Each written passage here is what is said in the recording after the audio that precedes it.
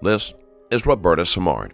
In the early hours of the morning, she made a frantic 911 call, claiming that she had accidentally shot her husband, Ken. When the police arrived at her home, they found Ken's body by the sliding glass door, where he had been struck in the neck with one bullet from a handgun.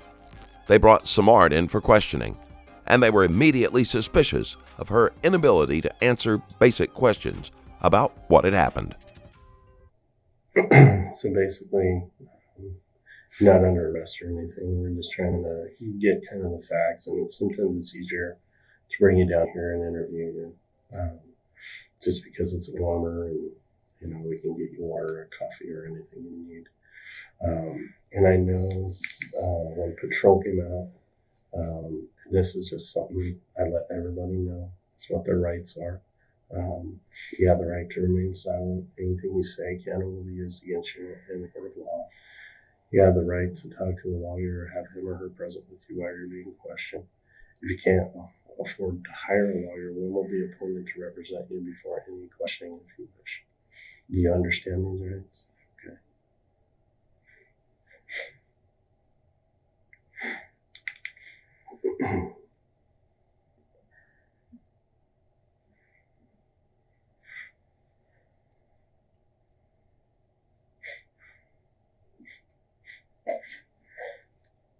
So what I'm going to have you do is I'm going to have you, this is kind of like using a pen pad at the bank.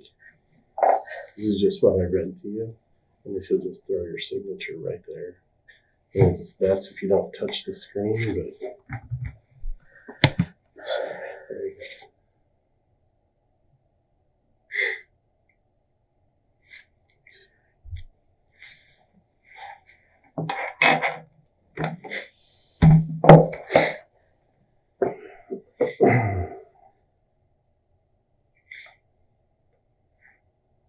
What's the date today, Joe? The 17th. Well, I think. Well, I don't even know what day it is. That's the 16th.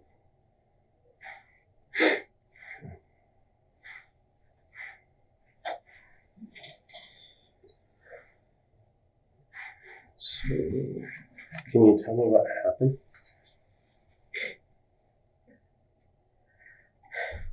My husband. Okay.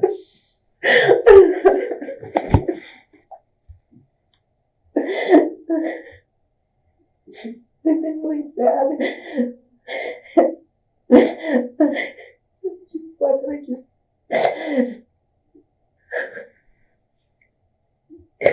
I thought he'd left. He came back to the door. I had already locked him. I was wandering around the living room with a big gun in my hand. When I opened it for the door for him, I thought I just stuck it in my pocket. I must not have, because he saw it and he goes, "What are you doing?" or said something, and I lifted the gun up like I was going to put it to my head. I don't know when he'd reach it forever.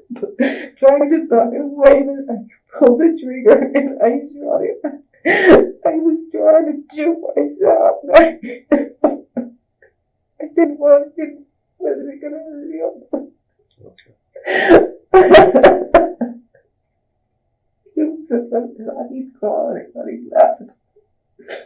What have you been sad about? Just all the stuff, money. Samard knows that there's no way to hide her financial troubles from the police, so she decides to use them to her advantage. Have you guys been short on money or been under financial stress? No, not really, because it just came back to work finally after all these years. And we've been fighting a lot, so not about anything in particular. Okay. What time does Ken usually leave for work? Ken Samard had spent over 20 years with the Navy before transitioning to a career that involved working on heavy machinery. Ken was happy, aside from what he believed were a few minor issues in his marriage. Unknown to him, his finances were in shambles, and he was on the brink of becoming homeless. Usually about 6 o'clock. And he had got up this morning at normal time? We both got up at the normal. Everything was normal. I was I thought out this, so I was just making it seem normal so that he wouldn't. I don't know. Thought about killing yourself? Yeah. Stupid. Are you thinking about hurting yourself now? No. Shut up. I did do it. So did he actually leave for work then? No. He wasn't. No, he didn't leave. I mean, car was right in town. He hadn't even started it. I don't know why. I mean, it wasn't running, was it? I don't think he'd even made it outside. I mean, it was not long enough that he probably walked out and forgot something and came back. Does he usually come through the back door? Or? Yeah, that big sliding glass door? Yeah, that big thing, that truck that was out there. He usually parks his pickup out there, but he had that work thing. Okay. But he always parks his pickup out there because there's no room in the front to park his pickup. Okay. Unless he parks it in front of the trailer, which he sometimes does. And he has a pickup? Where's that parked at? It's at his work in Donald. Oh, okay. Oh, a work pickup? No, the thing that's there is his. Last Friday, he drove home his work. You know that thing, this old truck thing, that panel thing that's sitting up by the barn. Okay. So he drove that home because he was running late. So he left his pickup at work in Donald. Okay.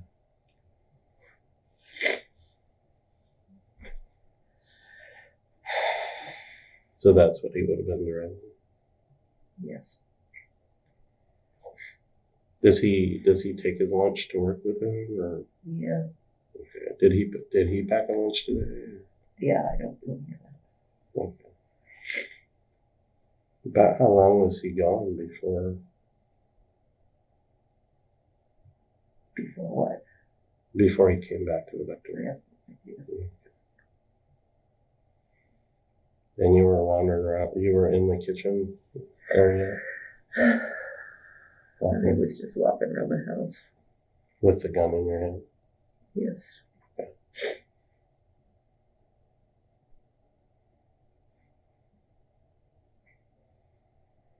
What kind of gun is it? Pink. It's a 38 something there. Is it a Lady Smith? Is that?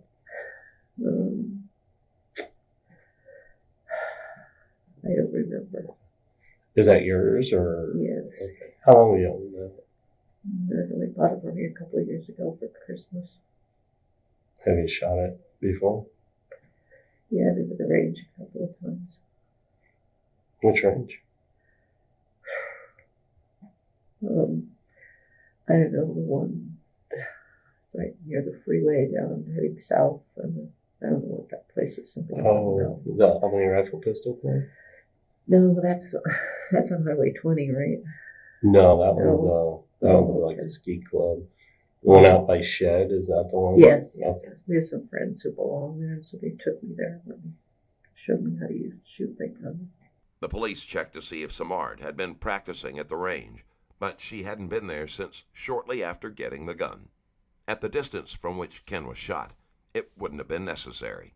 Now on my Patreon, watch the interrogation of a father accused of killing his baby. The detective snaps and starts hitting him on camera.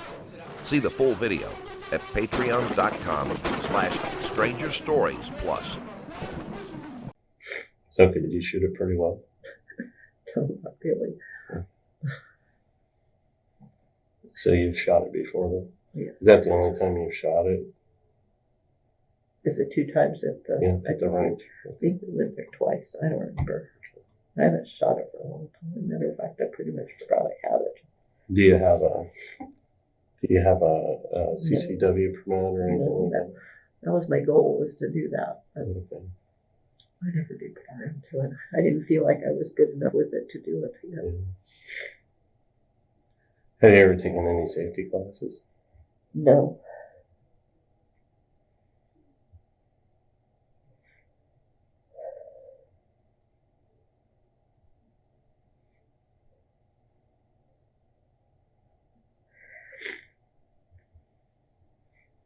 And are you right or left-handed? Right-handed.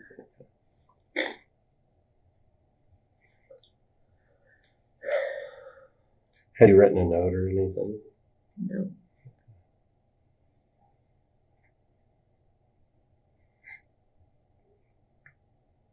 Did he know what you were going through and thinking?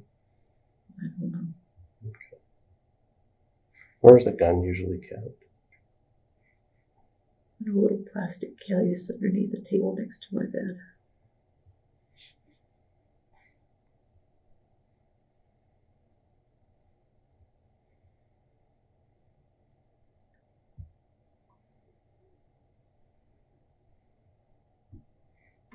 What color's the case? Is it pink or is it? Gray. I think it's gray.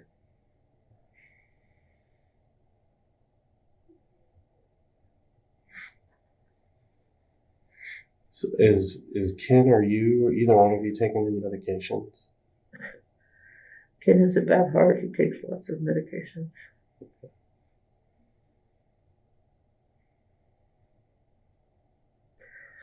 How about you? I'm supposed to take thyroid medicine, but I'm not very good at it. Okay. You have overactive thyroid or not too active enough? I'm active enough.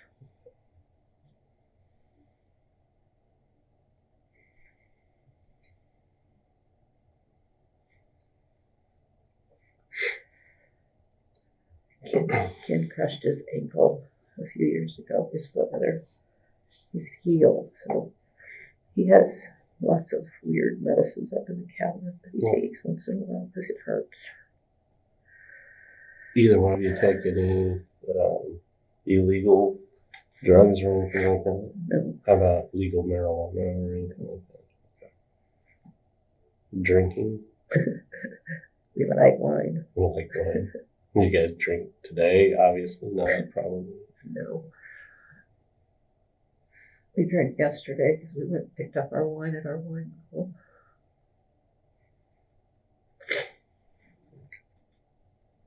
What kind of wine do you drink? Huh? What kind of wine do you drink? I like a little bit of white wine in the summertime, but for the most part we drink red wine.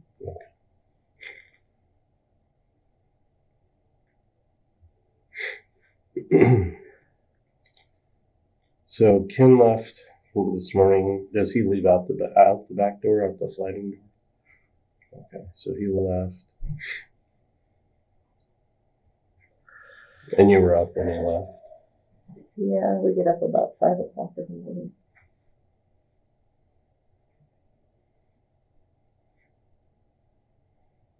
Was he wearing the same clothes that when he came back to the door that he was wearing when he left it?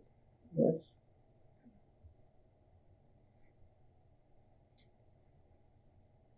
But you had after he left, you had locked the door, right? Yes. It's just a habit. I always have the doors locked while I'm inside. Is that when you went and got the gun? Is after you locked the door, or did you have it before? I went and got it right after he left. Okay. I had it.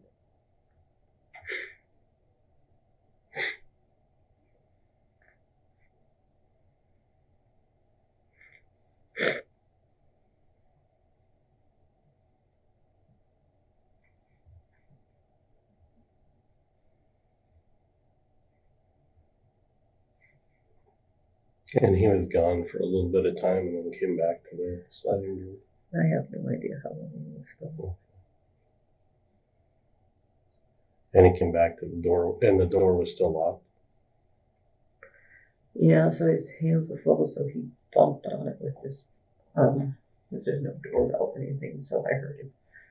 I knocked on it. Okay. Oops. It's okay.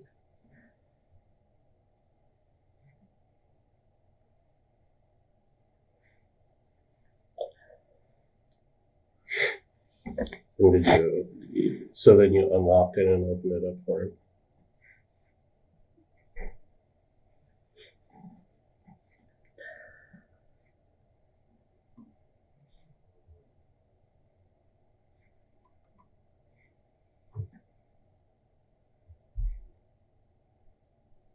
And you tried to put the gun in your pocket, but it wasn't in your pocket. Is that right?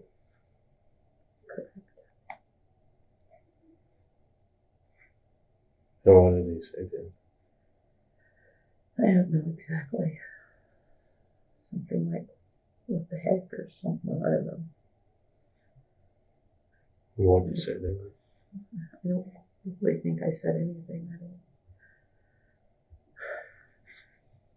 If I told you I said something, I'd just be guessing at what I said because I don't have any idea if I said anything. Okay. What happened next? I don't know. I don't know it. I mean, I don't. Trying to replay it in my head. I don't know what happened. I don't know becomes Samard's favorite phrase throughout the interview. She can't recall what happened or what was said or even what she was thinking. She's counting on being able to blame that on shock, but for the detectives, it's a red flag. I don't know. Did he try to? How far were you guys We away were from? standing really close to each other because I just opened the door and he hadn't even stepped in the house yet.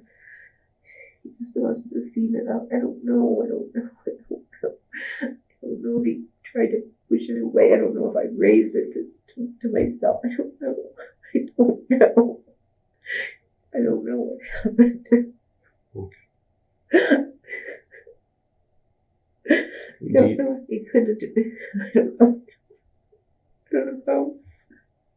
Do you think you were as close to me and you, or farther away, or what do you think? We were standing pretty close. I mean, I don't know where he was. When he fell, he was really close to the door. Okay. You didn't intend to shoot him? Oh, no. No, I wouldn't. I wasn't going to shoot him.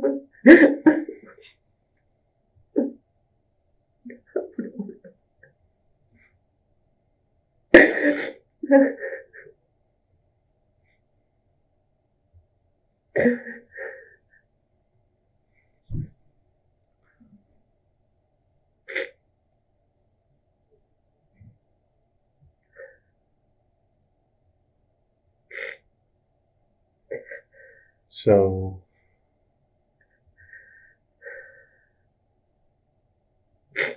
you don't really recall if you don't recall if you were raising the gun to shoot yourself, I don't know. or if he was trying to grab it. I could guess, and it would just be guessing because I don't know. It all happened so fast. I don't know what happened. I just don't. Was he upset that you were going to kill yourself? Did he know you were going to kill yourself? I don't think so. I don't know what he was thinking. Well, he said this, whatever, what the heck or something. I don't know what he said. And he saw it in my hand. He couldn't have thought I was going to shoot him. He was already supposed to be gone. So. Well, I noticed his lunch pail was still on the back deck. He had his lunch. That's why he didn't open. I mean, that's why he just banged on the door, was because he had his lunch pail. He had a cup of coffee. Ken's truck hadn't been started, and his lunchbox was found near the door. This supported the detective's theory that Ken was killed while he was leaving the house. I don't know. I probably even had his. I don't know. I thought the door was locked, though. It was he. Must have hit it with it. He didn't like knock on it. Oh. I mean, he made it. Oh, I see. And our doors are. I don't know what kind of noise it was. I don't know if because our doors are those little latch things, so he could have actually just hit the door and realized it was locked. Okay. All right. He couldn't have done it. I don't know. So does he usually take all of his stuff out to the car and then? He takes his stuff out of the car and drives away. He doesn't ever come back. He must have forgotten something because he didn't say why he was back. I don't know why I don't know how long he was gone. And you'll have to forgive me because I'm just trying to piece everything back together. But if he would have, it doesn't make any sense. I don't know. If he would have forgot something, I think he would have left his lunch in the car and not brought it back. That's why I don't think he made it all the way out there, because why would he bring it all back in the house? Yeah. Could he see you in the house from where his work truck's parked, or the? I don't know. Maybe. Okay. I don't know. I don't even know. I don't know. Okay. You'd have to go out there and stand on one. I don't know. Okay. Whose green car is that out front? There's no green car out front of my house. There's a green Jeep, and a blue car. Oh, the blue car. I'm sorry. Blue car's mine. Does he ever take that to work? No. He hates my car.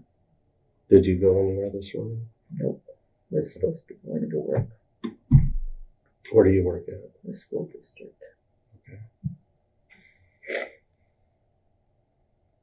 At the district office? No, I work at the facilities plant out on Grand Prairie.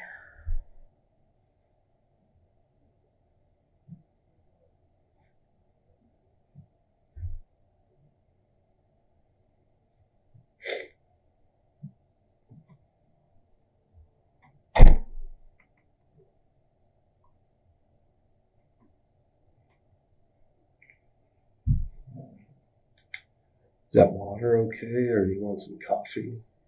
No, it's fine. Okay. I'm going to give you a minute. Were you still in your pajamas this morning?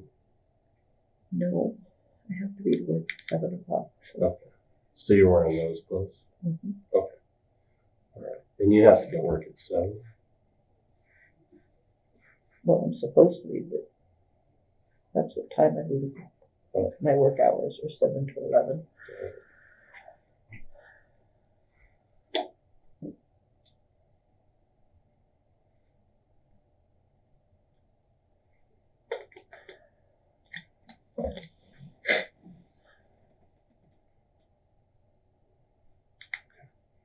We'll be right back, okay? Can I get you anything? Are you hungry? Good. Still good without coffee? I want some coffee. You don't want any coffee? No. Okay. Water's still good.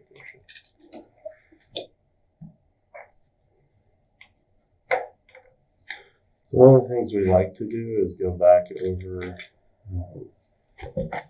kind of the last 24 hours, kind of. So was yesterday kind of a normal Sunday for you guys?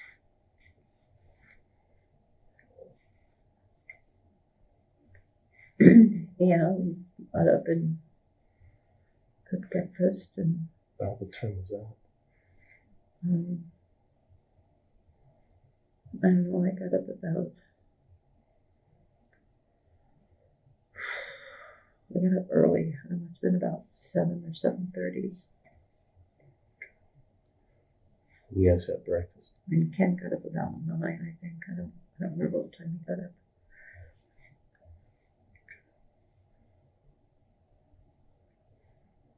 After you guys had breakfast, you just lounged around, or did you guys go out and do stuff? Or? Well, we just lounged around because we were going to go to pick up our wine at our wine club. Where's that? Wheatland. Wheatland? Where's that at? Outside of Salem. Oh, okay. Right by the Wheatland Ferry. It's called Arcane. Oh. Did you guys just watch TV while you were lounging around before you went to get the wine? Yeah. What time do you think you left to go get the wine? Probably. Well, it started at noon, and I know we didn't leave then, so probably maybe sometime between 12 and 1. And that's when you guys headed out to go to the wine place. Yeah. What time do you think you got there? Did we get what? What time do you think you got there? I don't know. It takes about 40 minutes to get there, so. Okay.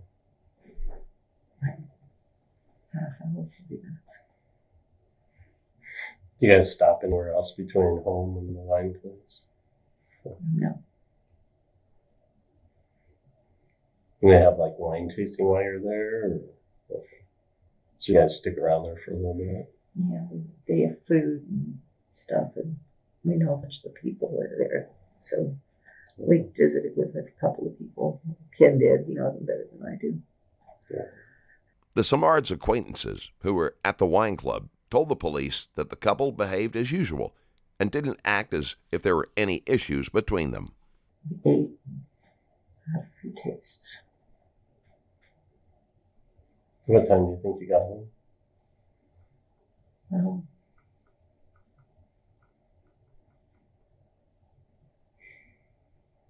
it was before the Seahawks game started, so I don't know. Did you go anywhere else between the wine and...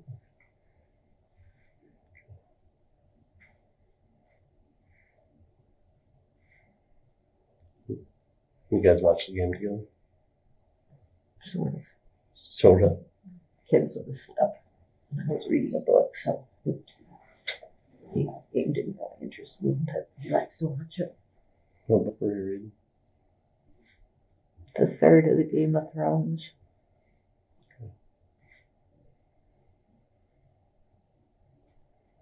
Is it a pretty good series? Mm-hmm.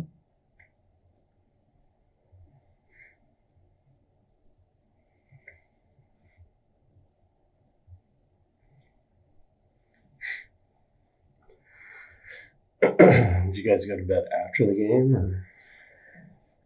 We didn't watch the whole game because I record all kinds of weird things on TV. So we don't have anything fancy. So if we're recording two things, we have to watch something recorded. Okay. And he just didn't go in. No, they were losing, so he didn't. Usually he goes in the living room and watches it if he wants to watch it, but he didn't. He was kind of falling asleep on the couch, so he was playing on the computer.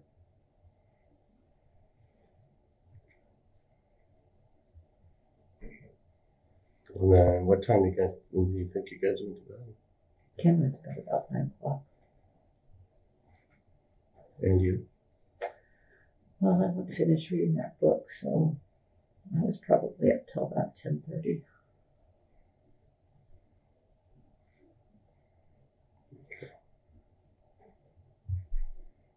Were you able to sleep all night? Mm-hmm. Was he? Mm-hmm. Well, he usually gets up at least once in the night, but I don't know if he did last night. I don't ever know when he gets up, but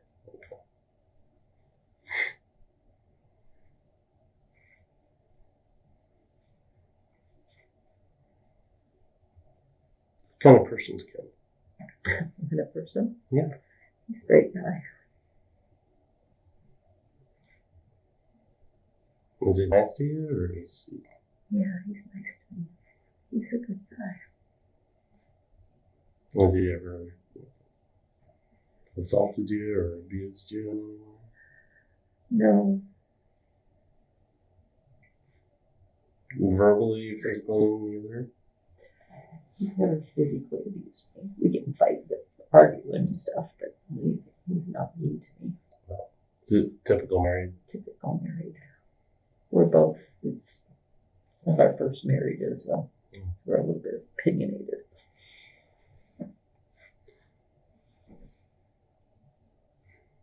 When was the last argument you guys got in? Is that an everyday thing, or is it... We don't argue very much.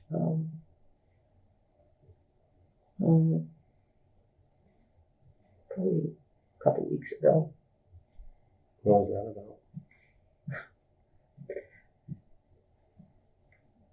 His visa statement. Is he spending too much? No, I took his card away from him, so he was mad at me because he told me he didn't need to be using it. So I told him if he needed to buy something, he just needed to use his debit card. I see. He gets mad because I tell him he shouldn't spend money. Nothing big, It's not a big Sounds like bad the man. typical. Sounds like the typical wife. Yeah, it's not bad man. He just, no, you can't have a new pickup because I don't want to pay a car payment.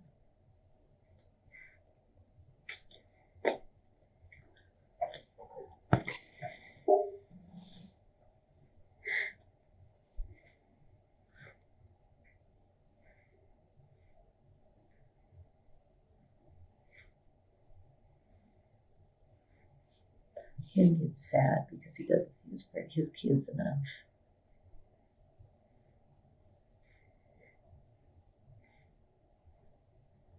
What kind of mood does that put him in?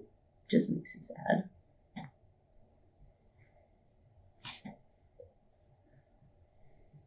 Doesn't see his kids or his grandkids very much. Either. Okay.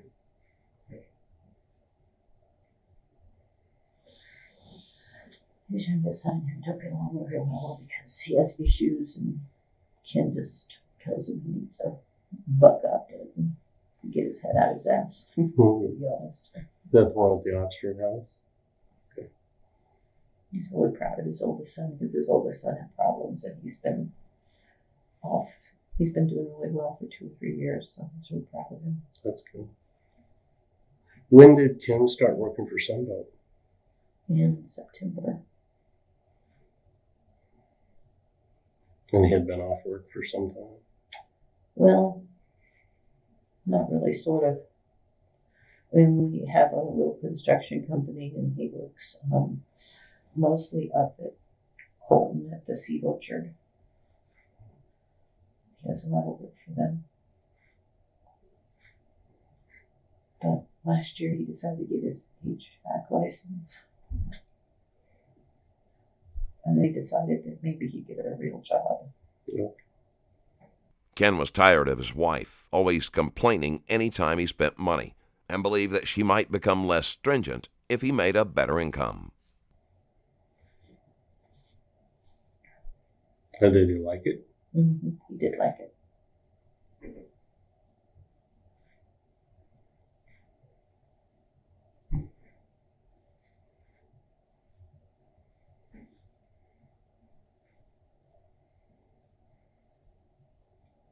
There you have Jeff. You may have covered this already. How many years have you guys been married? 15. 15 years? Did you say that already? I don't think so. It got mentioned this morning with the car. You defrosted. Yeah, it looked like the blue car had been defrosted because he wouldn't have driven that or anything. No, but there's some reason out there my car does that. It looks like it's maybe because of where I sit it. I don't know. I haven't been out there this morning. Okay. And it's a half hour from the time he leaves till I leave. So back when we left around the same time, he would defrost my car, but he doesn't do that. He hasn't done that for a while.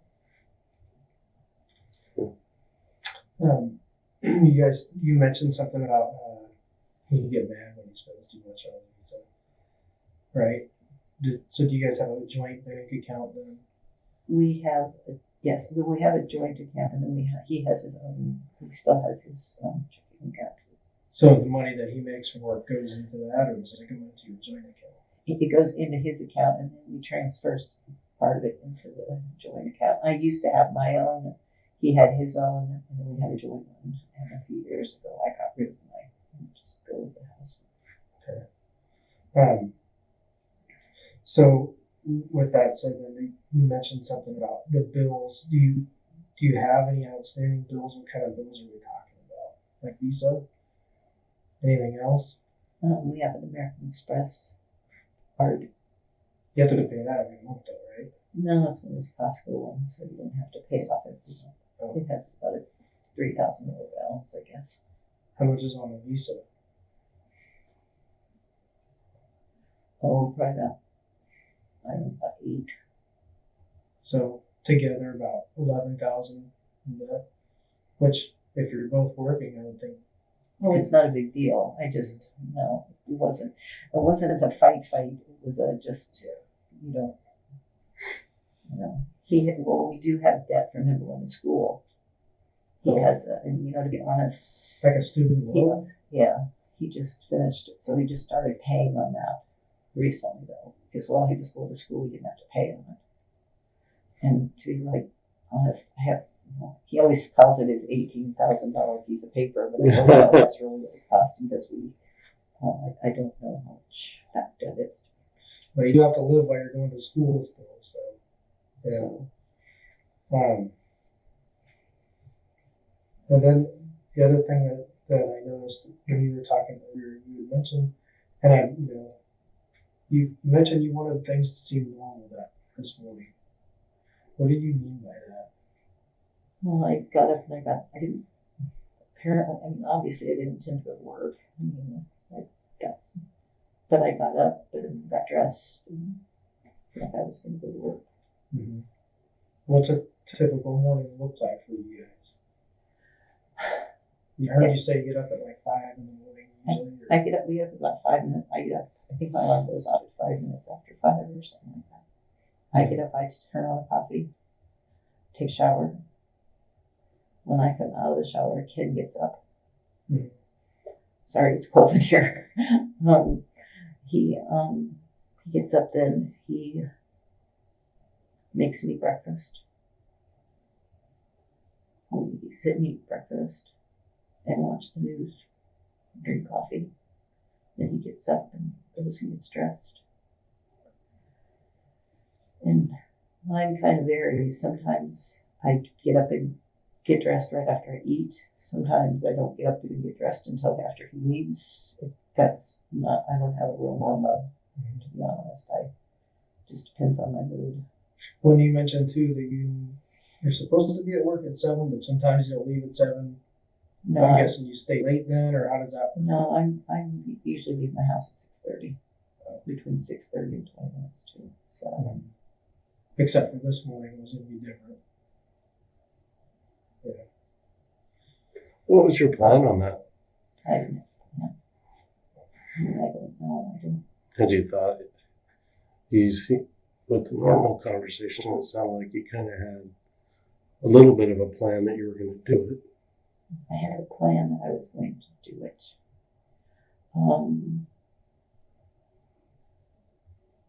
To be honest, I guess I was just wandering around trying to work up the nerve to do it. We say it. Can you describe what it is? Well, somehow I was going to shoot myself and not be here now right now. So But you have a plan. I don't know. Do you shoot? You watch enough TV, you shoot yourself in the head,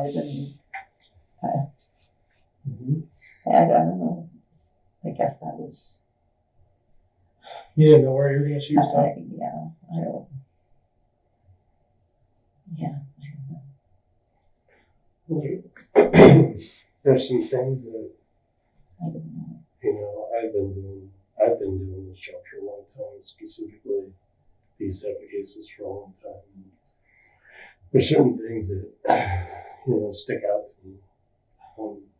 They're just, I look at it like a puzzle, and sometimes I don't have all the pieces, or people can't give me all the pieces, but once I put it together, I kind of got an idea of what the picture looks like. I'm sure you've done that before.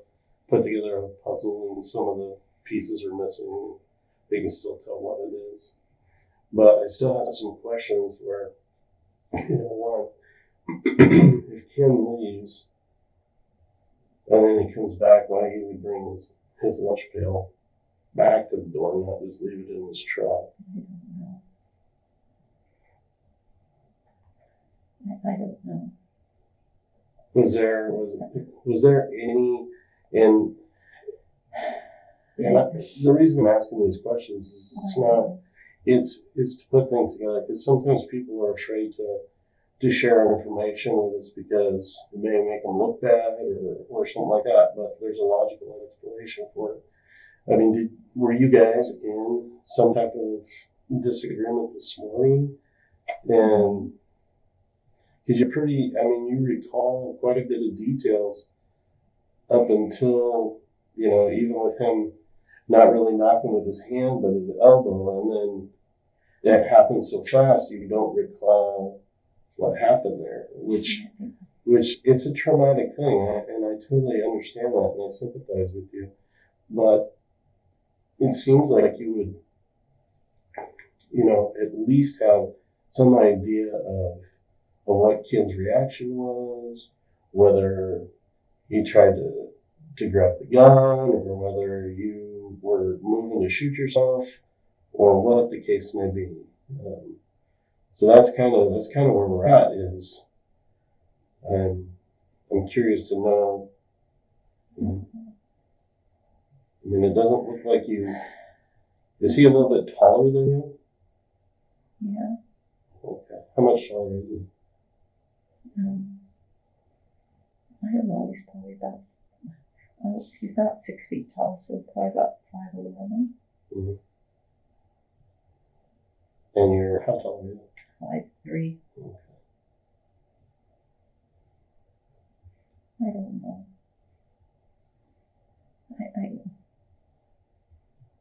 If I told you anything more than what I'm telling you, I would just be making it up because I don't know.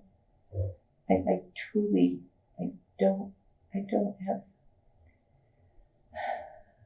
Well, there's a couple of I don't. There's a couple of explanations for this, and that's what we're just trying to sort out. Is one, was this an accident? Two, was there a struggle? Or three, did you intentionally kill him? And I'll be honest with you, I don't know which one of the three we're at. I've done, like I said, I've done this a long time, and some things are just not making sense. When I was out at the scene, the biggest thing that didn't make sense is his lunch pail. One, he either hadn't been out to the car yet, or he decided not to go to work and was coming back in. Makes more sense that he hadn't been out to his car yet because the truck wasn't even started up yet. So, and I'm sure you've watched enough shows to know that, there's always a little piece that the detectives are looking at to figure out what exactly happened, because there's always a piece that sticks out and it doesn't make sense. I don't know. You don't know if you intentionally shot him? Well, I know I did not intentionally shoot him. Okay. Samard is very determined to stress that point. She doesn't know what happened, and she doesn't know what she was thinking. But she somehow knows that she didn't mean to kill her husband. Did he shoot himself? No. The gun was... No, I had the gun. Okay.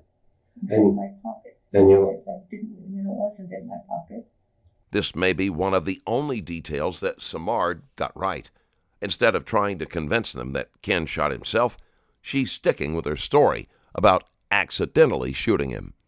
Trying to arrange the evidence for the first scenario would have been much more difficult.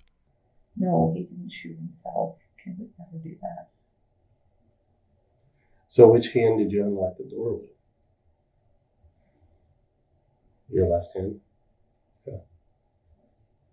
And once the door was unlocked, did he slide it open or did you? It doesn't slide. It's another sliding glass door. It's a open door. French doors? It just opens. It's not a sliding glass door. Are they glass doors there? Yeah. Okay. It can actually open all the way up at the, those ones that go into the floor and you have to pull it up with your finger. All right. That one's never open, but it's just a door with glass on it. I see. It looked like a sliding glass door. Okay, so the doors opened up. Is that when he started asking about the gun, or did he see the gun when he was outside?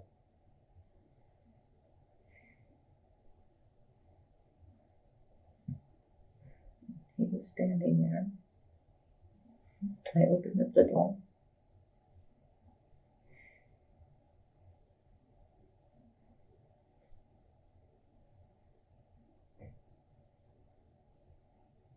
He didn't tell me why I came back.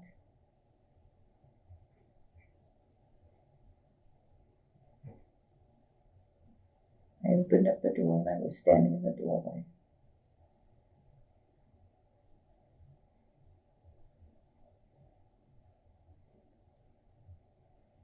He said, what? He said something, what the heck, or something.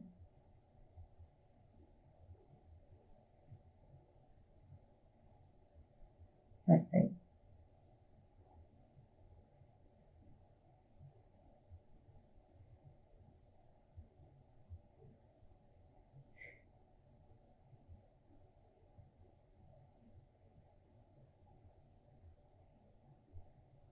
I don't know. I don't know why he came back. Well, I understand you don't know why he came back. I don't know. But what happened at the door? When you're pausing to think about it. I'm seeing him stand there. And he didn't come in the house. I'm standing there holding the door. With my left hand. So when the gun went off, did you still have your hand on your left hand on the door?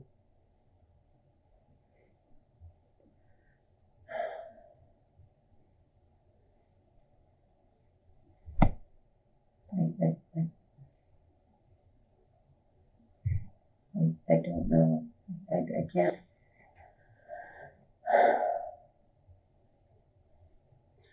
I know what my training experience is telling me. My training experience is telling me that you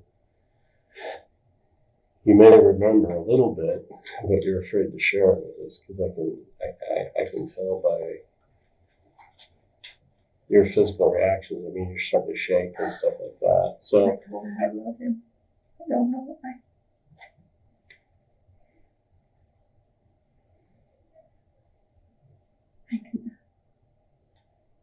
He said, what? No,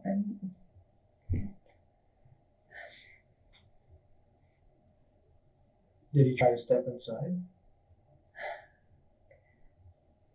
I don't know. Did not, because I guess I'm gonna get. I don't know. I guess maybe he must have seen the gun in my hand. He must have, because he said what, and he had this weird look on his face, and I said I love you, and then the next thing I knew, okay. Did I raise my hand like I was gonna shoot myself, and he hit? I don't know. All I know is the next thing I know, it went off, and it's not. I mean, you play with that gun. It's not easy. It's not like it accidentally.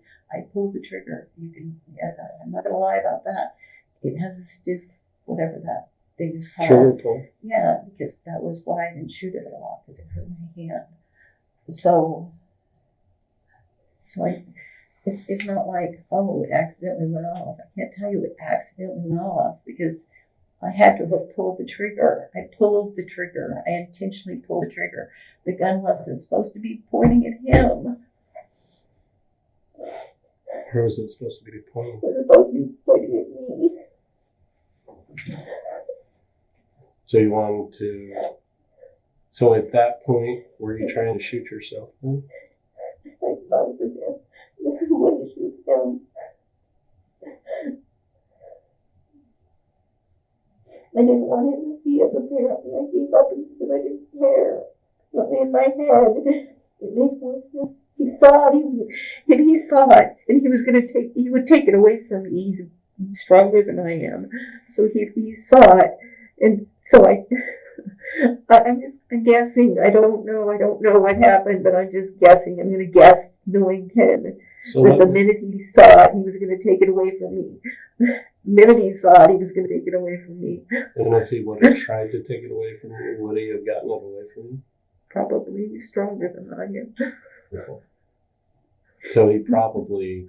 When Ken's body was examined, it showed that he was shot standing more than an arm's length away, so he could not have been struggling with Samard. I don't know. I'm just guessing. You're saying it doesn't make any sense, so I'm going to guess that this is what happened. I have no idea what happened. I'm just going to say that he saw that gun because he said, what the heck, or what something, and he had a questioning look on his face. So, and I do remember saying, I love you. So I'm just guessing. And you said earlier that you thought he may have been thinking that you were going to shoot him. Why would he have thought that? I said that? Yeah. I didn't remember saying that. If I said that, it's not true. He would not think that I would shoot him. Ever. Ever. We used to always tease and say we're going to shoot each other in our sleep if we ever caught each other cheating. And so that was just a joke. We'd never shoot each other in our sleep. I mean, He wasn't cheating, was he? no, we would never do that. It was a joke. We've both been cheated on by our exes, and so it was just a joke with us. We promised that if we ever were tired of each other, we'd tell each other and get divorced. We weren't going to cheat. That was like, no, that was huge. No, he was not cheating on me. Well, he would never do that. Never, ever, ever, ever do that. And I would never do that to him. So if this all doesn't make any sense, it doesn't make any more sense to me either. I don't know. I would not shoot him intentionally, ever. Okay. Even, I jokingly said it. I used to tell my kids I'd beat them until they bleed. I'd never do it. I mean, was there ever any thought in your mind? Now, and I understand the suicide thing, and we have a lot of these cases where somebody will kill their spouse and then kill themselves. Have you ever thought about that in the past? Never. How about this one? Never. I would never think about her again. Never. So you've shot this gun to know that has a really stiff trigger pull and it takes pulling the trigger pretty hard. I know that you have, it's not hard, it's firm. It's not, in my mind, that's two different things. It's not like you're gonna touch it, it's gonna accidentally go off. You have to I intentionally pulled that trigger. I intentionally shot that gun. I did not intentionally shoot that gun at my husband. That I did not do. I know I would not hurt him. Because now I have to live with that. I have to live with the fact that I shot and killed him. Because I did. I did not do it intentionally. Not intentionally. It was just stupid. I shouldn't. I have a lot to live for. I don't know why I thought it would be better when I was dead. I have two wonderful little children that I absolutely adore. I have two sons that I can't even imagine what they'll go through. He's dead.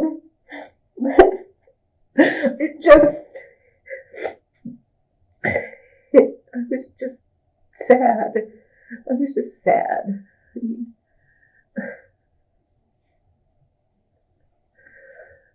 Just sad.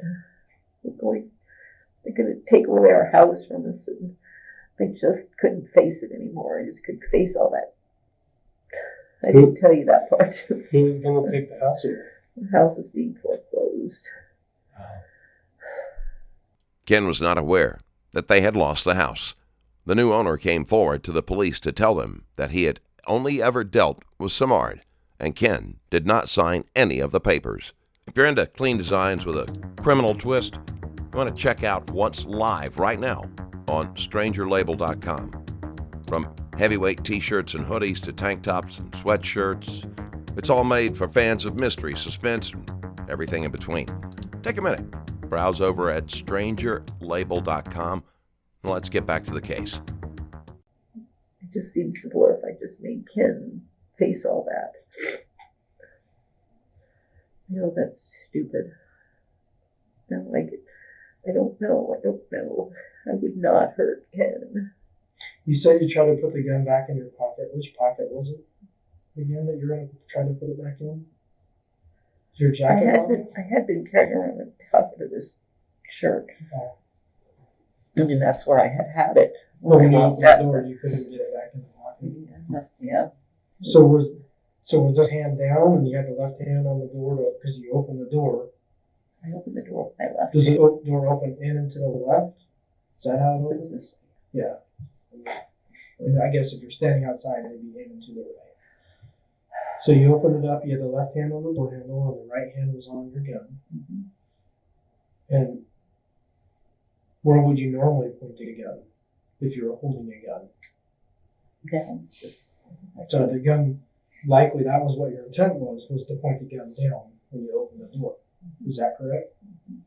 It might have even actually been down. He might have just seen it in my hand. I don't So- know how he saw it. If the gun is pointed down, how do you get it from down here to up here? How did it go from here to here? Well, when he want me to guess? I mean, No, somebody I don't want you to guess. I don't know. I'm gonna stand up. Okay. That's what sure. Okay, I'm going to guess And I'm just I'm like going an to inch guess taller than he is. So that it's probably, let's say probably, because I don't know. Why that I opened the door like this. He's standing there because he touched the somehow I knew he was touched there. what? That Probably door? the door handle. Oh, I mean, door he was just standing there. He wasn't touching anything. So I had to open the door because it's actually that particular door, you would open with your left hand because it opens this way. Oh, so So if you open it with your right hand, it's kind I'm of left-handed, so I would open with my right. Anyways, so you go like this, you open the door. I'm going to guess that it must have been just down my side. Mhm. He's standing where you're standing. He must have seen it in my hand. Yeah. It's just there. Then you want me to guess? I'm going to guess that at that point he said, because I heard him, I remember telling you, he said, "What the heck?" or "What are you doing?" or what's that? Or he said something. I don't remember if I told you the exact words right this second. I don't remember what I told you because I don't remember what he said. That point, I must have gone to you to shoot myself. I guess because he was going to take it away from me if he saw it. Mhm. I mean, And it's somehow, because you raised it to shoot yourself, well, now the barrel of the gun is pointing up, it's pointing here. and I ended up somehow from there to there. Yeah. I mean, I don't know where I was shot, so because I didn't look at him. It went off. You never looked at him? No, He just fell down, or he fell down. I always have my cell phone in my pocket. and you just called And 911? so when he fell down, I called the 911, and then I laid on his back. I laid across his back, but he was laying on his side. So I couldn't see anything because they kept telling me to look at him, and I told them I couldn't do that. I just laid with him, over him, sat down on the deck. Did you think he was dead? Well, he wasn't moving, but I don't know if he was dead. Mhm. I don't know. I called 911. I touched him. He wasn't moving, but that doesn't mean he's dead. No. Did he make any noise? No. No. No noise. Okay. Now I remember the dog came. So the dog was inside or The dog outside? said, no, he would not. He was behind me. I remember him coming up and nudging me. And he disappeared. I don't remember. I don't know. I don't know.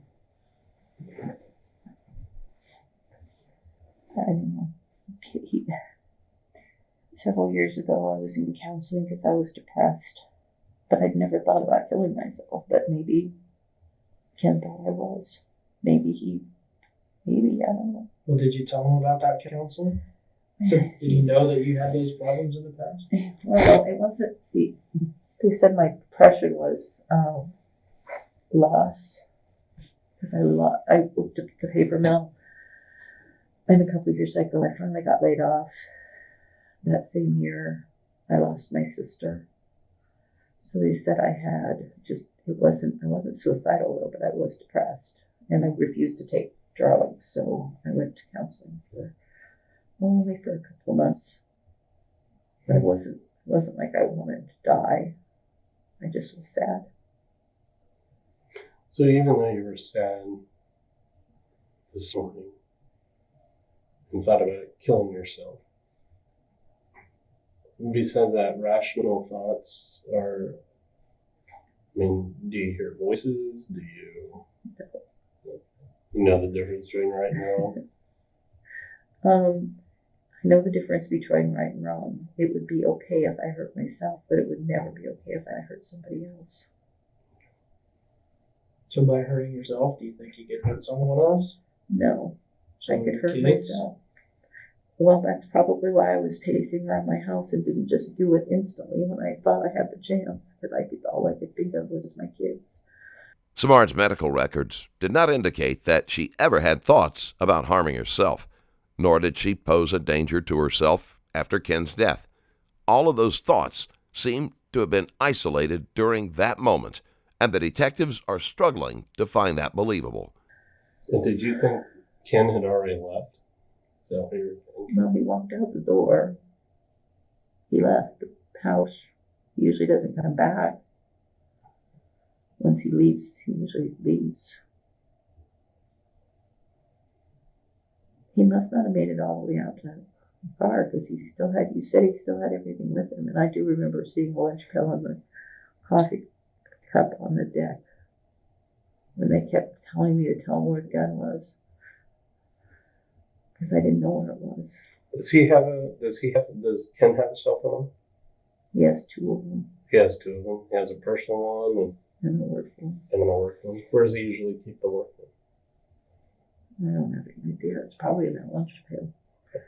I don't know what were in his pockets. I don't.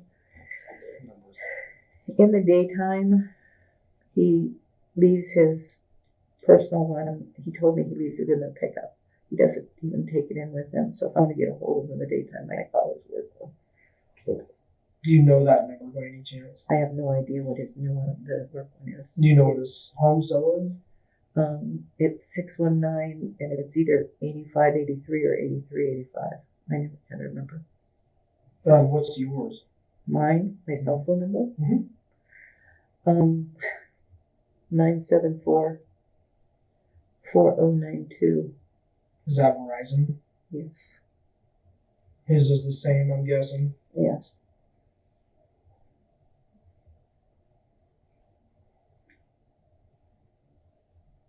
And his other one, I don't think it's Verizon. It might be AT&T or something else. The work one. I don't have any idea what it is. I know it's an iPhone. That's the extent of it. I know it's in my cell phone, so. I know you have to ask me all these questions, but I don't have any idea. I'm sorry you're confused. But I am confused too. You know, we're going to get asked a lot of questions too. We just like to have the answers if we can.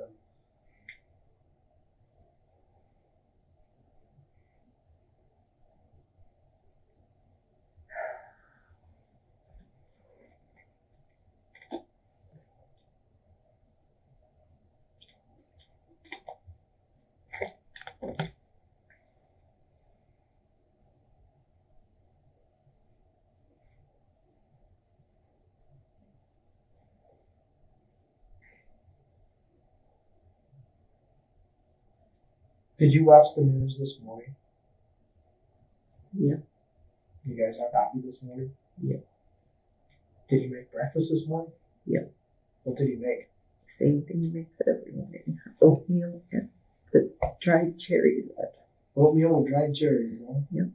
Pretty good, I'm guessing? Yep. That's what we have every morning except on the weekends.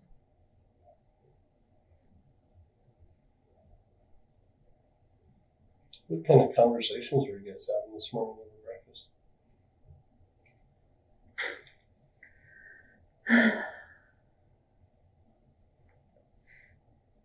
You know, I don't really remember. His doctor just put him on high blood pressure medicine. It makes him dizzy. It was one of the side effects, and he's just really irritated about it, so he keeps stopping taking it. So he was gonna read all that paperwork again and give her a call because he was tired of being dizzy. Then we talked about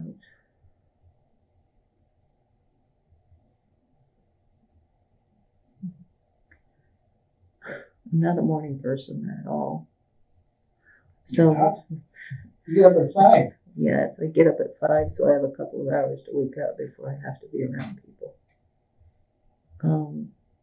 Our morning conversations aren't always we might comment on what's on the news.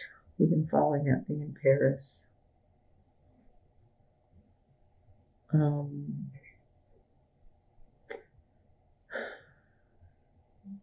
He was irritated because the Seahawks lost. I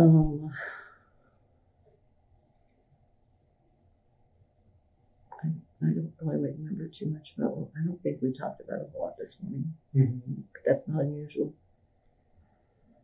Of course, not to have real big, in-depth conversations in the morning. Does he put the oatmeal in the pot, or does he microwave it? He microwaves it. He microwaves it in a... Like one big pot, or does he make two of them? No, he makes one big bowl, and then he takes mine out and puts it in a little bowl and gives it to me. Does he put the cherries in it before he cooks it, or after? It cooks with cherries in it so they get soft. Then he puts brown sugar probably. It's good.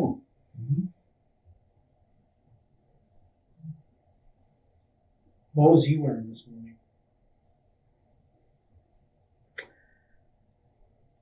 Well, he always has his unbelt shirt on. And he always has the same boots on. But to be really honest, I don't. His pants were either brown or green because that's all he pretty much wears. Like slacks, or? No, like wears booties. And then he has two different kinds. They're either canvas-like or some kind of like weird material. That's what he liked. They tried to give him pants like that, and he didn't like them, so he gave them back. Once in a while, he'll wear jeans, but not usually. Do either or both of you have a life insurance policy? No. He doesn't have Well, he might have one through work now. I don't remember. He probably has a little one he was in the military for 20 years. So he might have some little pittance from them. I don't know. You ever heard of SGOI? He paid on some big one for years, but then we didn't have enough money to keep him paying it, so he lost it, if that's what that is. The Servicemen's Life Insurance Group policy. Yeah, we had to give it up because we couldn't afford it anymore several years ago. So he doesn't have, if that's the one that's like $200,000 or something, we had that one for a while, but we stopped paying. So neither one. I mean, if he has, I don't remember. There was a lot of stuff. Because he just now is qualified for insurance, so I don't know. We hadn't gone over everything that he gets because he hasn't been there. Insurance is only 60 days now because of Obamacare. But so the other stuff didn't kick in until he'd been there for 90 days. So. That's health insurance, though, not life insurance. Right. So I don't know what is. I know. Well, I don't know. Without you, how did you expect him to be able to fix the house issue? You were going to lose the house, and you were planning on not being here anymore. How does he? Did you ever figure how he would do that? Do you think somebody who's trying to kill themselves is going to logic out? No. How But sometimes they think about it ahead of time. They're thinking that things will be better if I'm not here.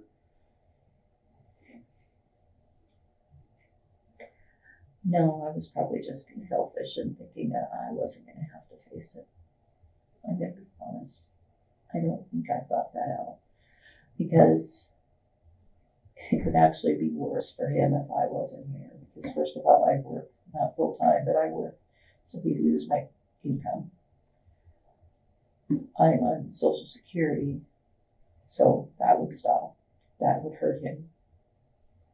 I mean, if you want to logic out how stupid this was.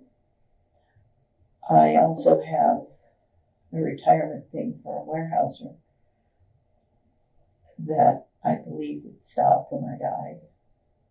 So by me doing something so stupid as to kill myself, I am hurting the one person that I love in the world. One of the people I love. So it wasn't very logical. So I was being selfish. Now the person I was gone because of my selfishness. Okay, we'll be back in a few minutes. Can I get anything?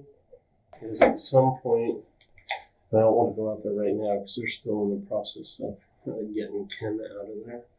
But maybe would you be willing to do a reenactment with us for that? Okay. A reenactment can serve two purposes. The first and most obvious is to physically disprove a suspect's story.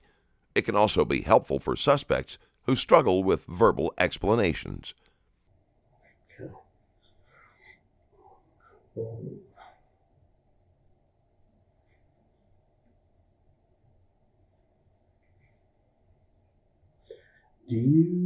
So just a few follow-up questions now.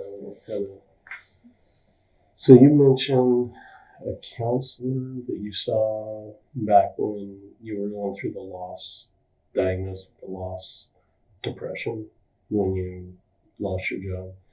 That was called grief counseling. Are you still seeing them? Mm-hmm.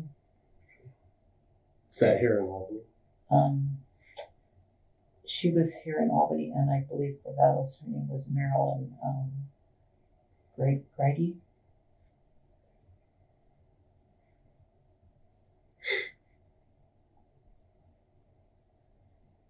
Do you see any doctors? Dr. Olson is our primary care. Did you see him about depression? It's a she, and she's Oh, actually sorry. the one who gave me Marilyn's name. Let's back up a little bit. And it's grief counseling is the company name, is that right? No, Oh. I don't have any idea. I don't really remember. No, it was for grief because I had just lost. It wasn't necessarily for depression. Okay. I was depressed because I had just lost my sister, but they called it grief counseling. Okay. Because I was trying to deal with losing my job and my sister at the same time. Okay. And Dr. Olson, he's here at Gary Street. It's a she. I just lost that one. And she's on Waverly, but Is it the Corvallis Clinic? That's what it Waverly, is, yeah. Waverly and Queen.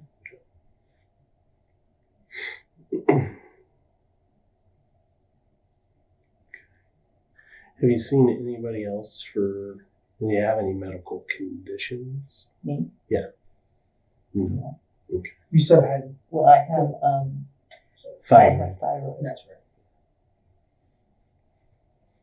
No other medical conditions or sicknesses or injuries? No. You're not injured today, are you? No. Not physically. Okay. So one of the things that we want to ask is maybe a consent form for medical records from Dr. Wilson.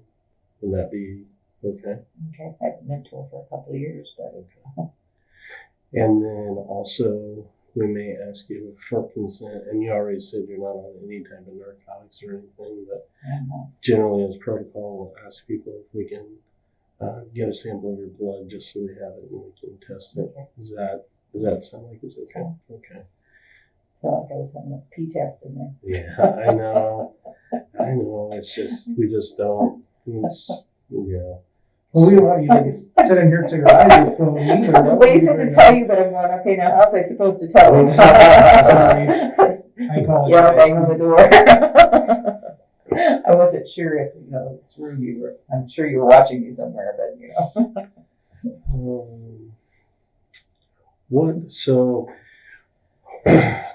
What time does Ken have to be at work? Do you know? 7 o'clock. 7 o'clock. And what time does he usually leave? Well, he gets off at 3:30. So he gets off at 3:30. What time does you usually leave your guys' house? Usually 6 o'clock. Leaves at 6, has to be there at 6. And he works until 3:30. Now, the house, the foreclosure stuff, is that something that's just recently came up, or No, it's been going on for a couple of years. a couple of years? And not hardly anybody knows that it's going on. We've been kind of embarrassed about it, so Yeah. none of our friends, I mean, it was like in the newspaper, but nobody really knows because we're embarrassed about it. So And is this something where it's almost to the end? It's gone. Okay. And has there been a sell date set on it? Or? It was sold. Oh, it was. Okay. When was it sold? Back in October. Okay. The guy's being really good about not kicking us out, though. So. Oh, I see. So somebody's actually already bought the house. Yeah. Okay. The new owner had already given them an extension so they could find a new home. That extension was up, and they were supposed to have moved out on the day Ken was killed. There were no signs of packing in the home. It seemed as if Samard never had any intention of telling Ken. And friends later theorized that she was so ashamed and embarrassed that she would rather kill them than have him find out. And he's not doing it. I mean, he's just giving us time to get our act together. Mm. He's been very nice about it. So someone bought it in October. Is he charging you guys rent or? No.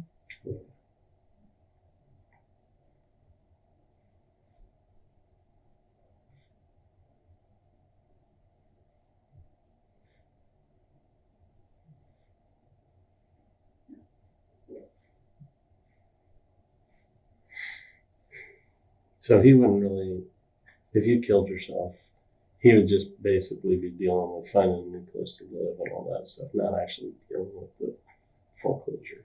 Okay. Yes, correct. Sorry, that wasn't a no. That's correct. So this morning, just to back up a little bit, this morning, you guys are eating breakfast. And so I'm just kind of recapping just to make sure there's certain things that I had questions about to make sure I have it straight in my mind. This morning, you guys get up, get ready for work, and you have the oatmeal and cherries. And was there conversation going on this morning about? Like I said before, I'm not sure. I know we talked a little bit about what's going on in Paris. We talked about the football game. I don't really remember having we didn't have any like in-depth conversations about anything, but we very rarely do. I mean, I know he made a comment about his medications, something about that thing that's making him dizzy, that blood pressure medicine. He made some comment about that. We really didn't discuss it. I mean, it wasn't. I really can't really tell you what else we talked about this morning. Okay. And when Ken came back to the door, I know you said he had a cup of coffee in his hand. Mm-hmm. Well, was it a mug or was it? Okay. It was an orange shoe mug.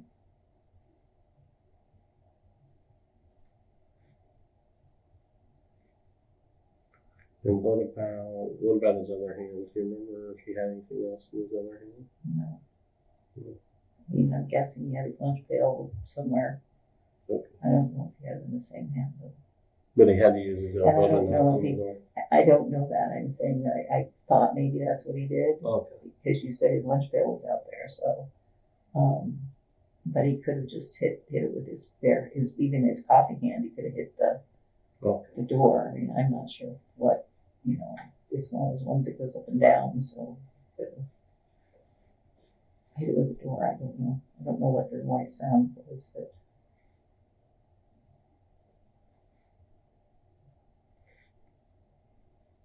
He could have had his lunch pail over his, because it has a strap. He could have had it in the same hand for all I know. Mm-hmm.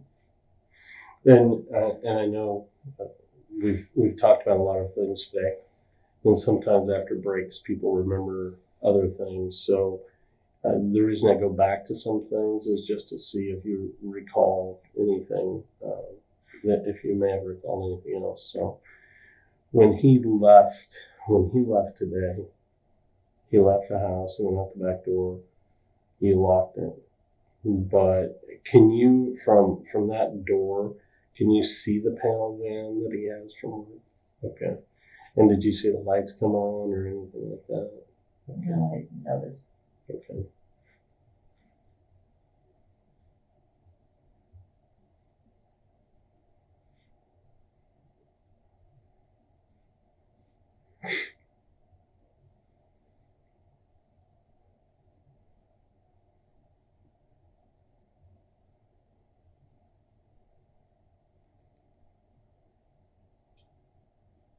Jeff, if you have questions, I'm gonna I get do. down and grab something real quick. What did he do in the military? Do you know? He was heavy equipment. We've done machine, big trucks and, Like a mechanic or heavy equipment operator? mechanic. Mechanic? He was in the Air Force for, I don't know, whatever tour it is. That was way before I knew him. It's like 20 years, you said, though? 20 something. He was in the Air Force, Navy. And then when he came out, he was in the Naval Reserves. And then at some point, he joined the Oregon National Guard. Oh, so the Army then? He retired from the National Guard, but part of the years were Navy. So between his full-time and then his part-time, It it all all adds adds up up to to right. 20 something. Yeah. It was 20 plus. He retired. He was activated to go to the first Iraqi war back in 2000. Did he go? No, he only went as far as Fort Lewis. Oh. And then he was supposed to be leaving from there. And I don't really remember what happened. Something about they didn't need him or something, I guess. And I don't. Yeah. But this is before you guys were married. No, we were married. Oh, you were? Yeah, we were married. We got married in 2000, so that was 2001.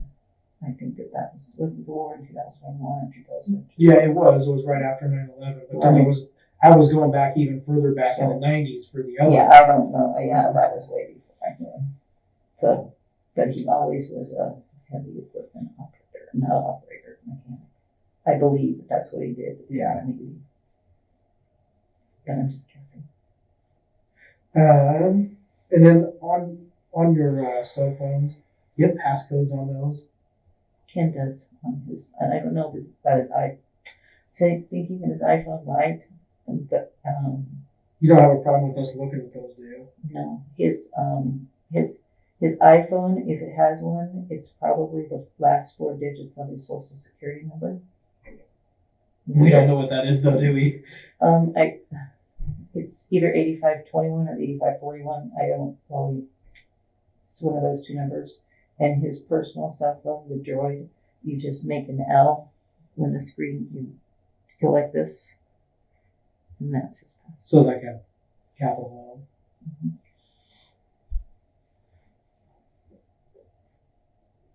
L.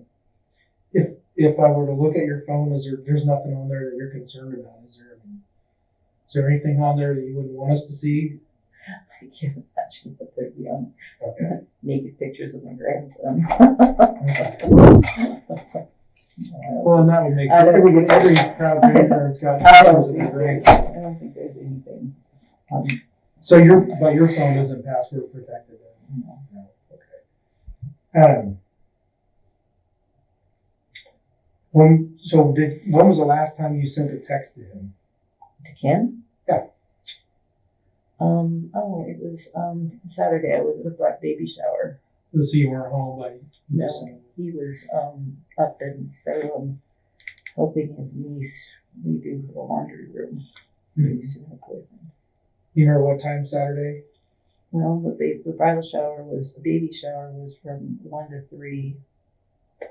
And I sent it before that because I was curious, because he had left earlier. And I was curious about, and he doesn't normally answer his text messages when he's working like that. So I texted his niece. And at some point before the bridal baby shower, he actually texted me back and asked me a question. So it was sometime before 1. Do you remember what you said to him in your text message? he asked me, excuse me, he asked me if I thought that Sam, that's our friend, would like to drive to pick up his pickup. At that point, he was planning on taking his pickup, taking that van thing back to Donald and getting his pickup. Donald is where he works. Oh, that's right. That's right. So he had asked if he thought that Sam would want to go, and I said, probably, do you want me to ask him or something to that effect? And then I don't think he ever answered me back. So it's about driving the truck then.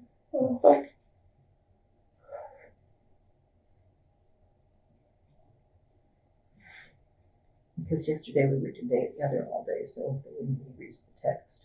Yeah. Yesterday.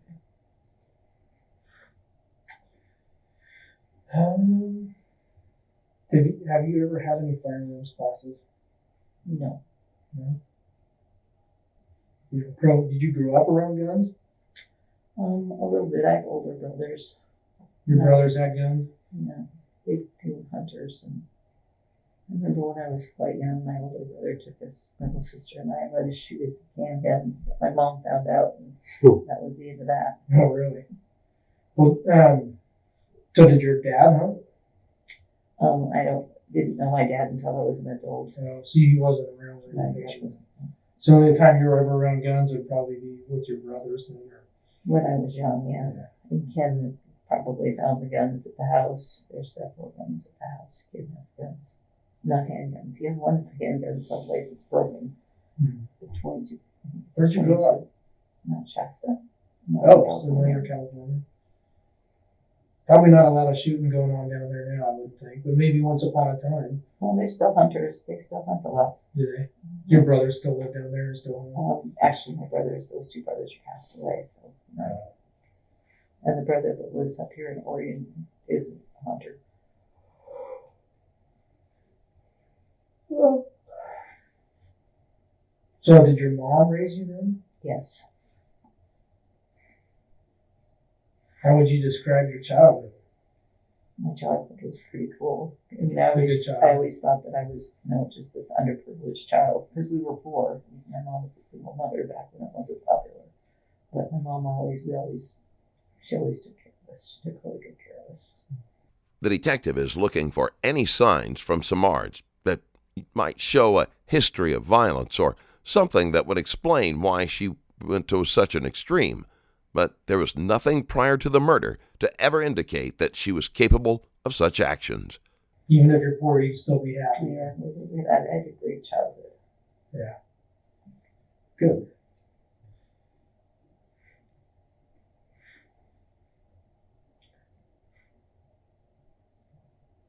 Well, let's see. I think that was...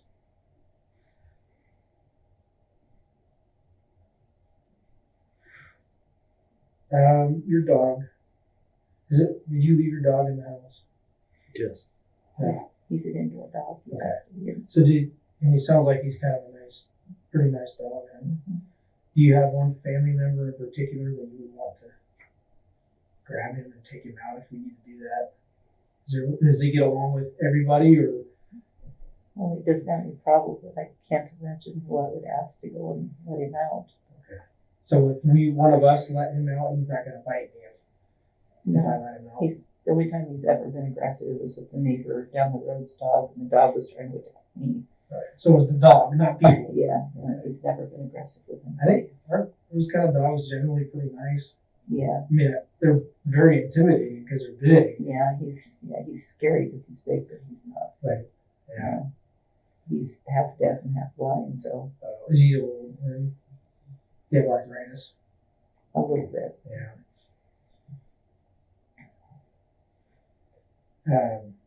I don't really have any other. Do you have something like? No, I'm just filling out these forms here real quick. Are you getting hungry, by the way? It could take a little bit for them to clear everything up there to a point we can go out. So here in a second, not here in a second, but here probably in a half hour, maybe 45 minutes, we'll take you down. I'll have you sign this form saying you're giving consent to have us grab some blood from you. and then we'll probably take some swabs.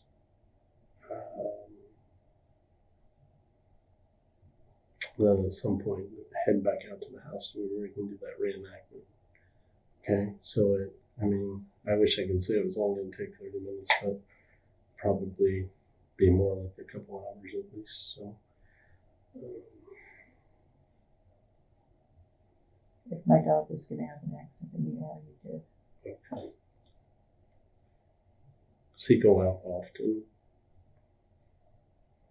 Not really. You said today's the 16th, Joe. Yes.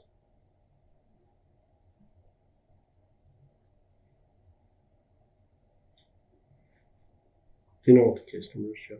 Yes. Case number is 15-18281.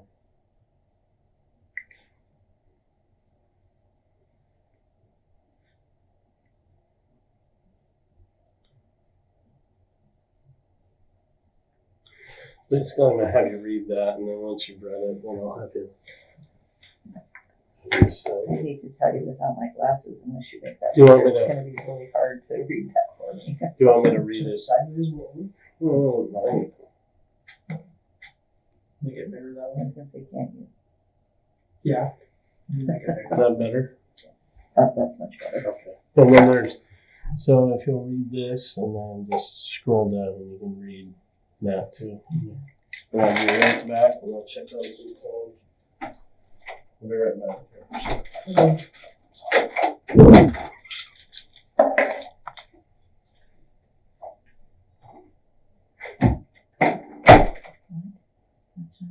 Not to have. What's that mean? Not to. Yeah, I can Of help you out. the constitutional right not to have a search made of the premises and property owned. What's that mean? Not to. In other words, he's asking you for your permission to search the property. Oh, And you have the okay. right to say, no, I don't want you to Did search. you have to have a search without a search warrant? Okay. Yeah. That's just a That's the weird. only way you can just search someone's property is either with Okay. consent or Well, before it's saying just to them. it's the word. The wording is weird. Okay. Thank you. Oh, my. Well, so you wouldn't know that the house has guns in it because you haven't searched my house. Okay. No, we haven't. Right to refuse, such as I willingly give my permission to the above named deputy or conduct a police search of. So he's not going to search my house because now that's crossed off. So up here, is he going to search my? I don't quite. So he's my person He's for going to keep blood, blood, specimen, right? and analysis. But he's not going to. I mean, Well, Is we'll that what ask that him. says? He may have another one oh, that specifically deals with your property, okay. rather than Oh, stick it okay. all on one The consent. above further have my permission to take from my premises and properties any letters, blah, blah, blah, blah, blah, blah. Okay. I don't care. Yeah, I don't know I what, don't what care all about he had that. intended exactly, but if it's the property as well as your person, we'll have to clarify that with him. But it looks like this is just saying your person and your blood. So there's the witness. So this is where you would sign it at right here. Yeah. There's a button you can push to make it so you can sign. Then there should be a plus. Oh, there.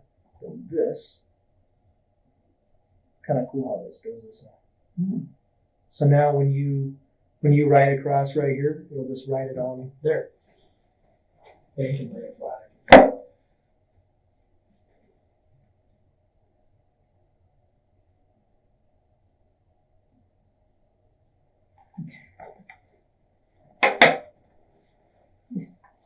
So let's see.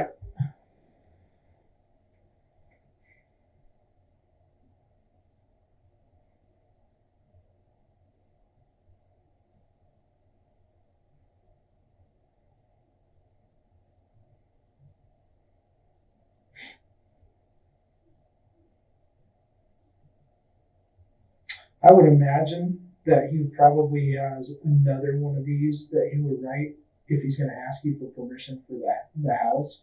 Okay. It's always better to just get somebody's permission. You know what I mean? If you know.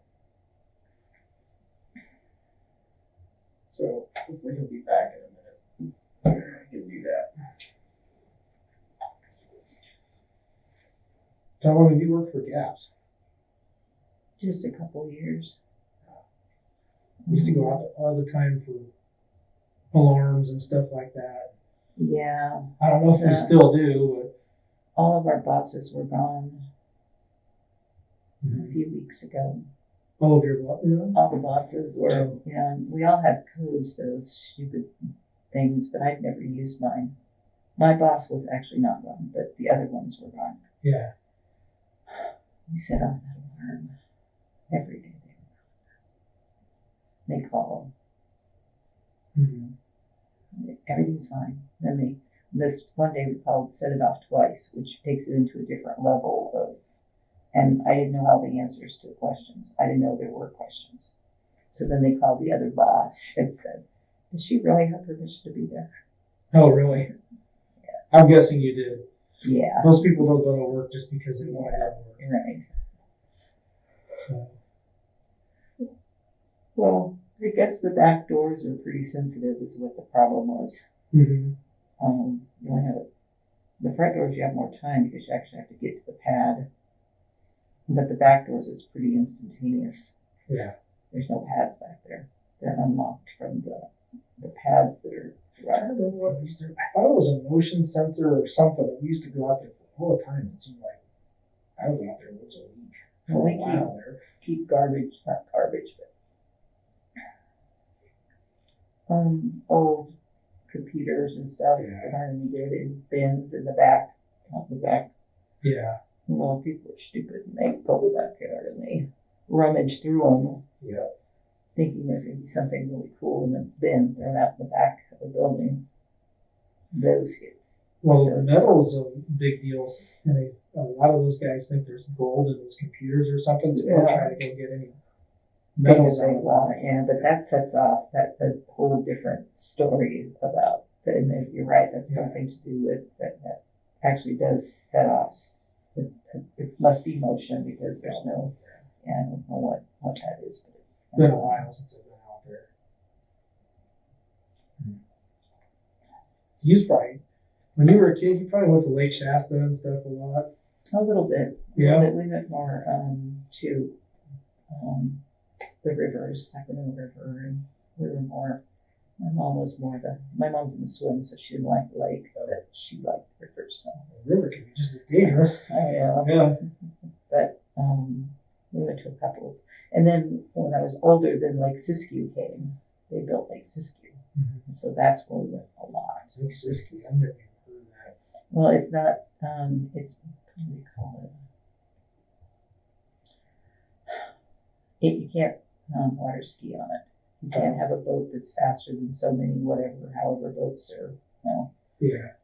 It's more for fishing and swimming, so yeah. It's not water skiing. We kind of have a lake like that, like Trail Bridge or up there when you go up to some of those, they're real restricted in what you can do. Yeah. That's Lake Siskiyou is like that. It's a pretty little lake, but it was built in I want to say probably the late 60s. Mm-hmm. Sometime around that. So. You ever climb Mount Shasta? I have not. That's a little bit past I didn't even ski until after. I only skied twice when I lived there. And I learned how to ski in Southern California at Big Bear. Southern California? They have snow? I thought all they had was like tumbleweed. If you go east, actually, like by Victorville, I don't know if you know where that is. It's on the way if you go from Los Angeles to Las Vegas, you have to go through Victorville. Casual conversation has broken past some of Samard's defenses. She has forgotten to appear distraught and is more likely to let information slip.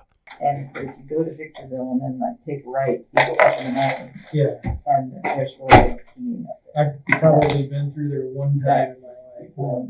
It's really pretty if you're going up this little hill and it's like, wow, and then you're like in snow. It's really weird. In the desert and then you're in snow. Yeah. Must be high enough that it snows. Yeah.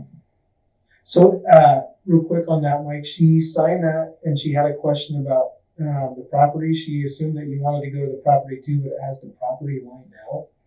Oh, So I yeah. told her you'd probably make a new one for the property then if you wanted to do that. Right. And kind of what we we'll just do baby steps here for me real quick. And then, Okay. I was going to do one for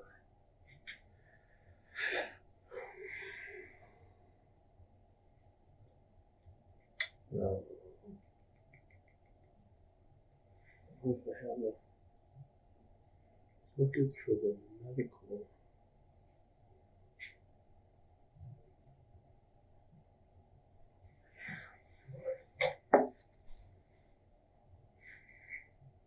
Is that a Chromebook? Or just a notebook? What? Is that a Chromebook or just a notebook? This? Yeah. No, this is actually an iPad. Oh, is it? It's got that clam case on there, so this Oh, okay. the I've got keyboard some. and this thing just snaps on around it. Oh, okay. You could type this way, but I don't generally type on this thing. Most of my guys don't like the keyboards with their iPads. Yeah. Some of the teachers, though, I buy them for them.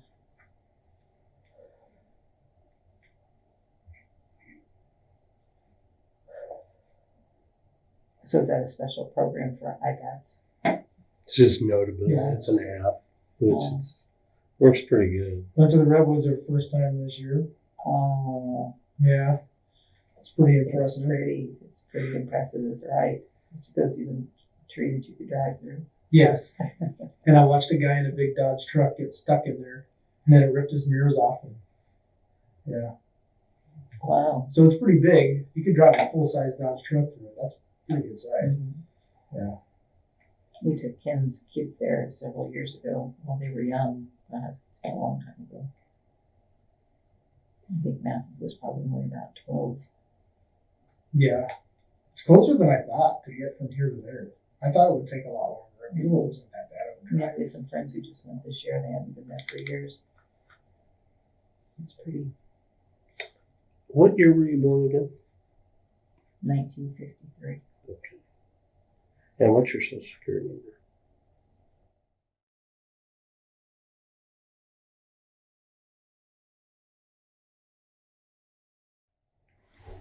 Leave.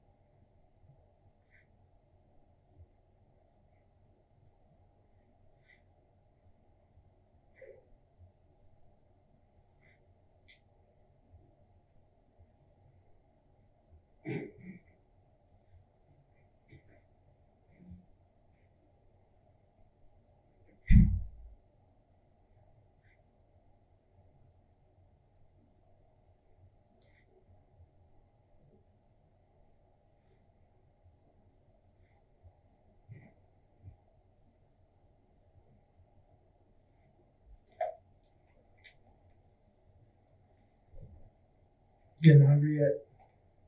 No, I'm cold. I'm just cold. You're cold, huh? I'm warm.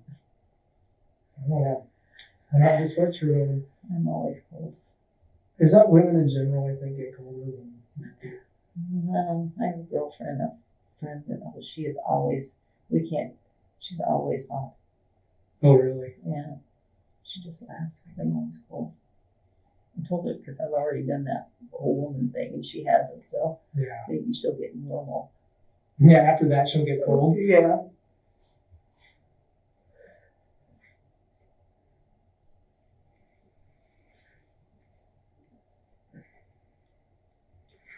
So this is kind of a unique thing. So I've just this is a medical release for any records that may be out there for counselors or what have you. So let me add this case number on here real quick. Say 1518. I think it's 218, but let me make sure. 281. 18281. Okay. So basically what this one says, this basically says authorization for disclosure of information, patient's name, which is yours, your date of birth, 5/18/53, your social security number, and then it says, I hereby authorize Dr. Wilson Corvallis Clinic and or any counselor I've seen to provide all medical and or psychiatric information concerning me to Lynn County Sheriff's Office, Lynn County District Attorney's Office, or any law enforcement agency, but it's going to be for us. Information to be furnished. This is where I had to kind of change it because I'm not sure what to call it. Information to be furnished is to aid in the investigation and prosecution of, and you're supposed to insert a crime type there, but I just put in a shooting because I don't really know what to call it, that occurred on 11/16/15. I hereby consent to the release of the above information, including alcohol and drug abuse, mental health records obtained in the course of my diagnosis or treatment. I understand that such information cannot be released without my specific consent except in medical emergency, as stated under Title 42 of the Federal Register, which prohibits such redisclosure. I understand that this release can be revoked at any time except to the extent that an action has taken in reliance upon it. Unless another date is specified, this release will expire 6 months after it is signed. So is it okay to get your medical records? Okay. And then I'll just...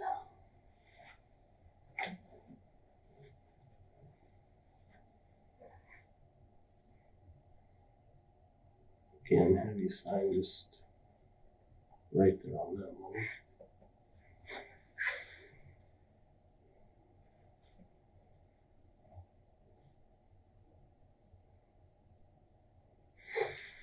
Oops, sorry. My bad. This one. I'm just going to leave it.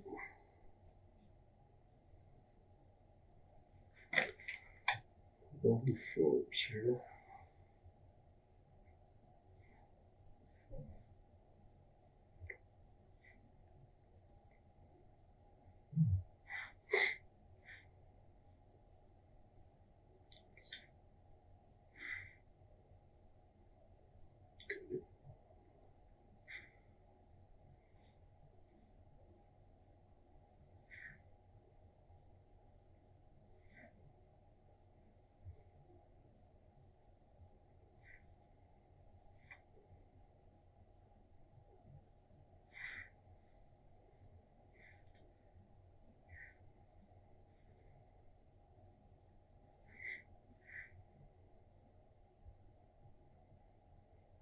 It's Drive, right? Milford Drive.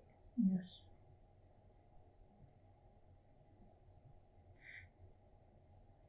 Where you have to stop at the railroad tracks and then they're really bumpy.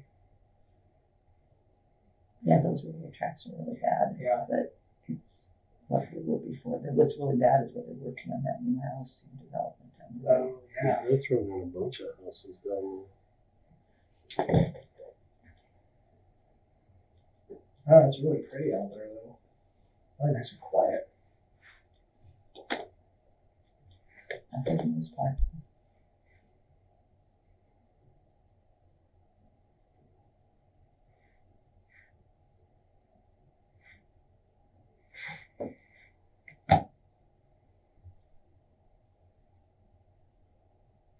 And this is just the same consent form that you read earlier, except it just lists the property 225 Millersburg Drive.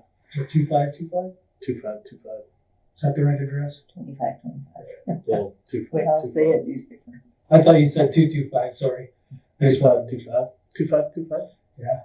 Was that same still be Sims? Cool. Oh, yeah. Sorry.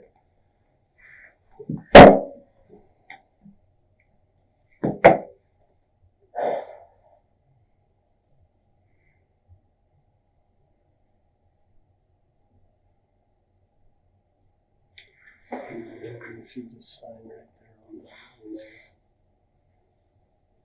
Perfect.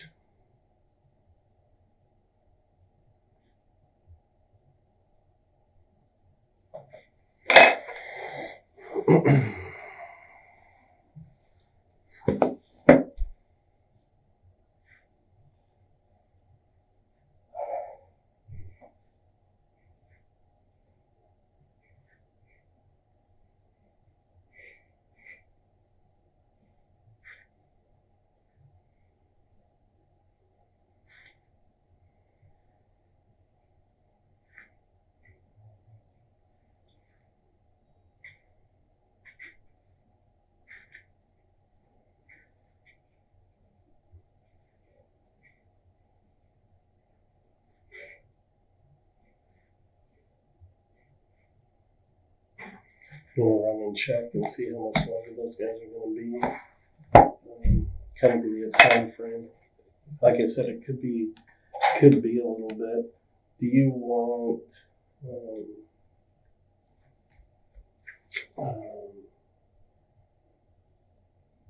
anything to eat? Okay. Any coffee, any water, soda pop? No, thank you. Okay. We got you too. We can run it seriously. We can go to Subway, McDonald's, and No, Taco thank Bell. you. So What do you think about it? If you want something, just let us know and we'll grab it for you, okay? Okay. Samard has given her consent to have her DNA taken and to be tested for gun residue. Since she has already admitted that she shot her husband, she isn't worried about whatever they may find.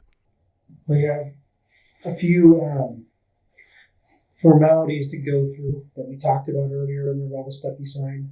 Mm-hmm.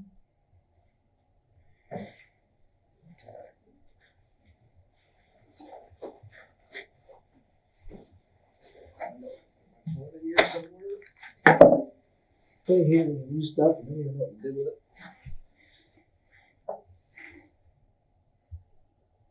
Well, if you change your mind about being hungry, we're getting ready to leave out of here and we'll stop and do something. Find some food.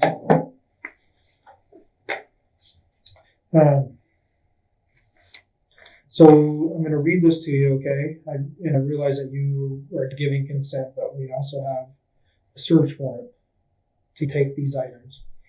It says to any police officer in the state of Oregon, upon information given under oath to me by an affidavit signed and sworn by Detective Andrew G. Franklin of the Lynn County Sheriff's Office, this court finds probable cause to believe that the items described below are presently located in the area described. You're hereby commanded to make immediate search of and seize evidence from the person of Roberta Samard, date of birth 5/18 of 1953, currently located at the Lynn County Sheriff's Office at 1115 Southeast Jackson Street, Albany, Oregon, Lynn County, Oregon. Items to be searched for and analyzed. Number 1, 4 oral swabs from Roberta Samard, date of birth 5/18 of 53. Number 2, prints, including palm prints, side of fingerprints, and fingertips from Roberta Samard, 5/18 of 1953. Blood and urine samples from Roberta Samard, date of birth 5/18, 1953, drawn by a duly licensed physician or a person acting under the direction of or control of a duly licensed physician. Blood and trace evidence on the person of Roberta Samard, date of birth 5/18 of 53. And then all clothing currently being worn by Roberta Samard, 5/18/53, including but not limited to blue jeans, a red sweatshirt, and brown colored shoes. And you shall return to this court within 5 days of the day of the execution, a signed list of those things seized, setting forth the date and time of the search. You are further commanded to open closed containers. You are further commanded to subject items seized to analysis. Warrant shall be executed not later than 12:55 p.m. on the 21st day of November 2015. Signed by, I believe that's Judge Murphy. Today's date. So, with that said, I can't obviously do all of those things here. We'll have to go for a drive and get down to the hospital. And like I said, if you need to use a restroom or you need to get some food, let me know. I'll help you out. So the first thing that I want to do is the 4 oral swabs.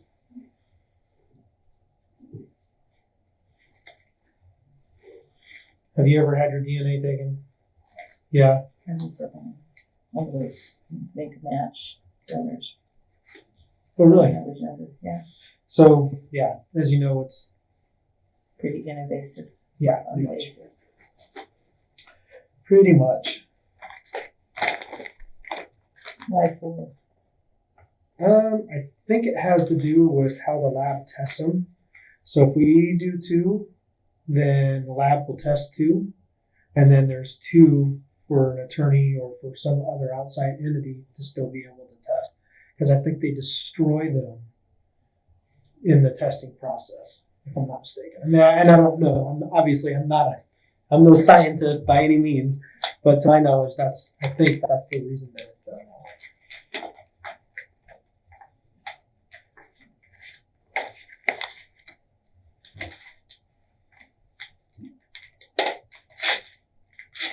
Just for the record, my shoes are red. Yeah, I know. I'm just serving the word. I didn't write this one. Let's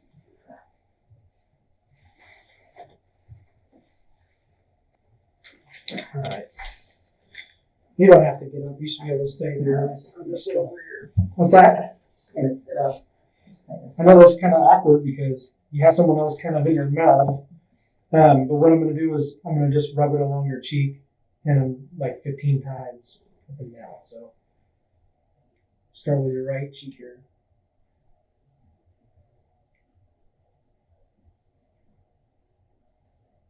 13, 14, 15.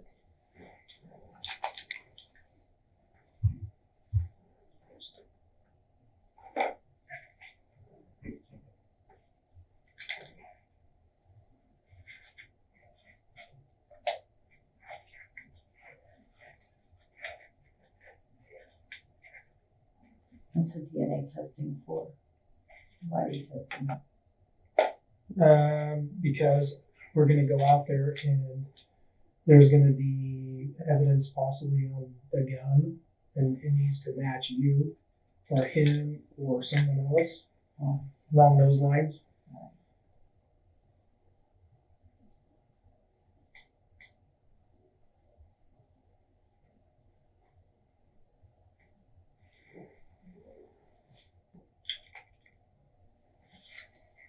I'm glad I'm not a dentist. Couldn't imagine.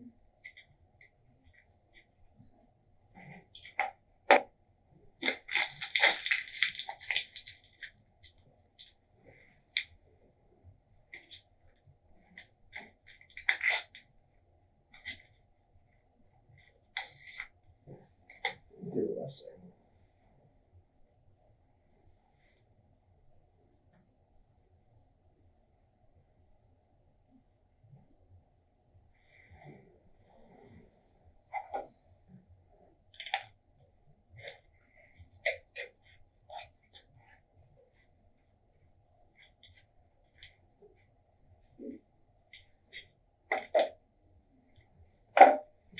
You gotta be getting hungry by now.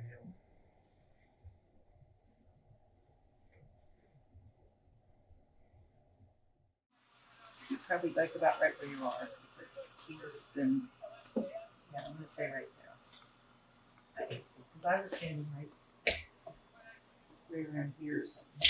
Oh, I guess I might have stepped out, so I was probably standing right here. So he was standing like that. So you stepped out? I was like standing right here. Okay. So let's go ahead and shut the door.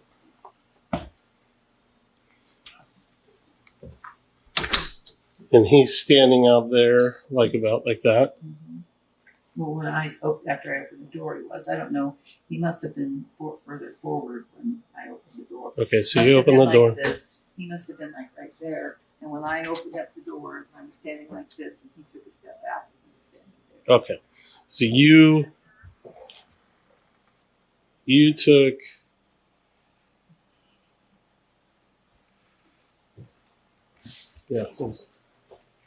is it going?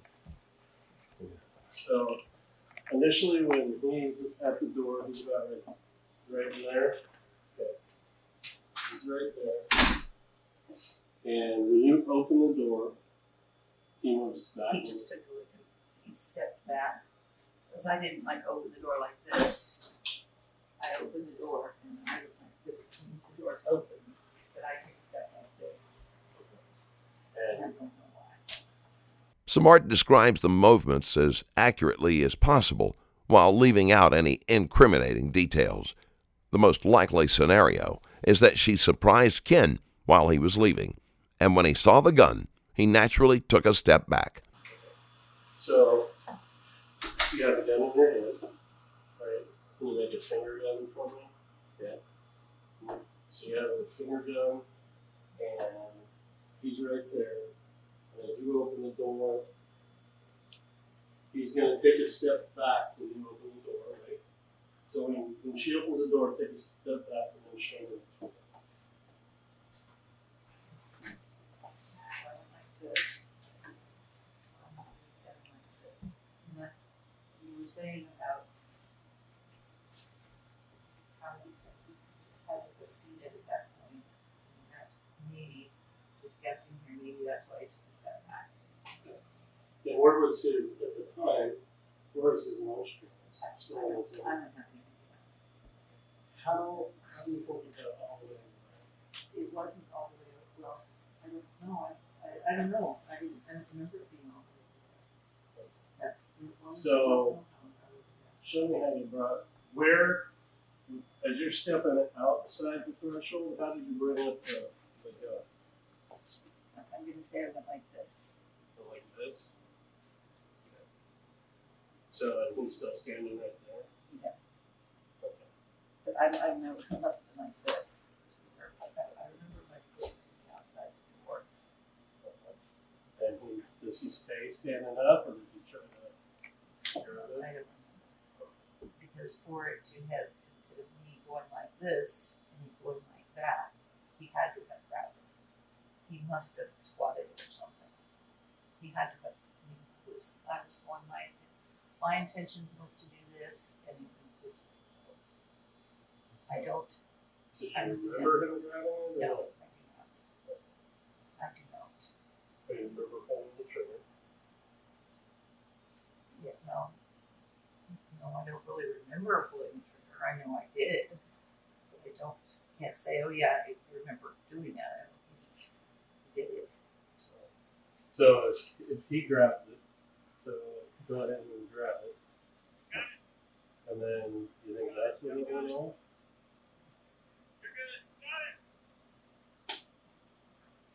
He had to have, there's no, I don't think he grabbed me. I don't think he actually grabbed me. Maybe he had to have. I don't know. And he had to have, but, and how his legs fell out over there. Maybe when he reached, maybe it was in that hand when he reached up to grab me, it went fine. I mean, maybe it was in that hand. You're making me make assume things that I don't. Well, I don't want you to. I only want you to tell me what you remember. And But that's- it's kind of odd that you remember opening the door, his position. Now you remember taking a step out. Are you positive you took a step out? Not really. I just remember standing like this, so. Sort of. Because once when he So you fell, weren't really trying to hide the gun from him. The gun's out here, right? it's like right here next So to me. you weren't like trying to hide it by your side. Yeah, it was like right here. Yeah, but he's standing right He's there. standing right there. You're right.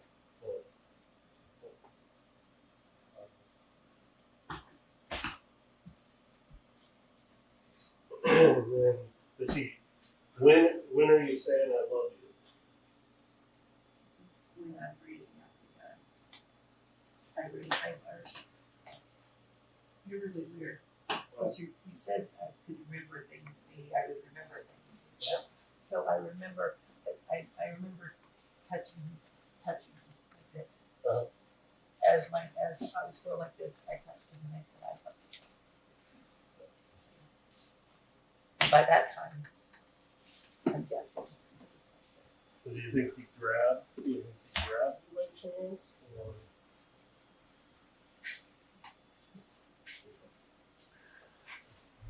I'll go inside and come in and do it one more time. So let's try this. Whoops.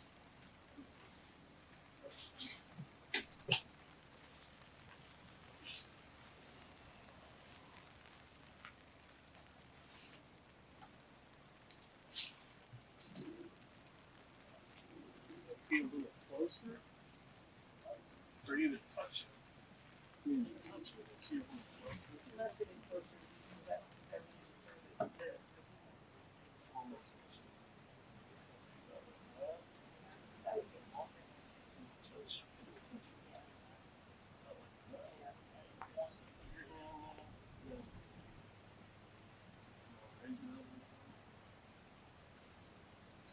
But I would touch it.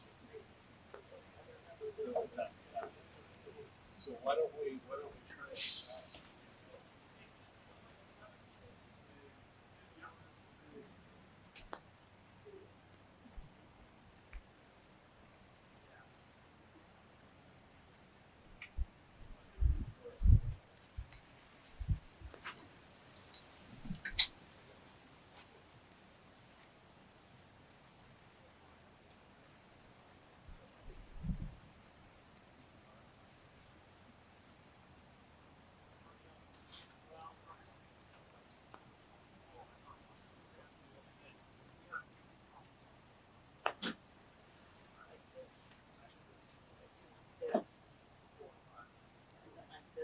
Right now, he can obviously see it because a little closer.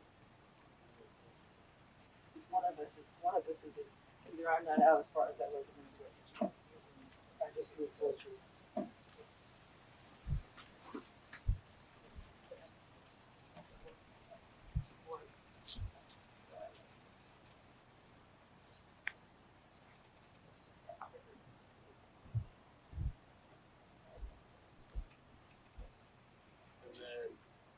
I think that's good.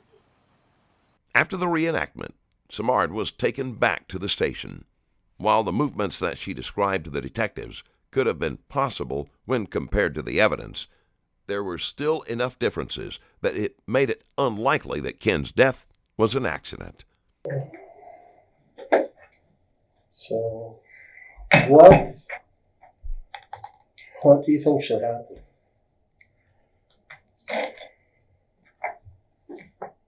What should happen? What do you think should happen today? Right this minute? Yeah. Well, you should let me go home. So, in looking through some of Ken's documents, and everything that went on today, there's kind of an indication that maybe there was an argument this morning. What did you find that would make you think that? He was making some writings about him not having any of the passwords to financial stuff, basically. Him not having any of the passwords. And that's an old fight. That's an old fight. Okay. So what was today's? What was today's? We didn't have a fight this morning.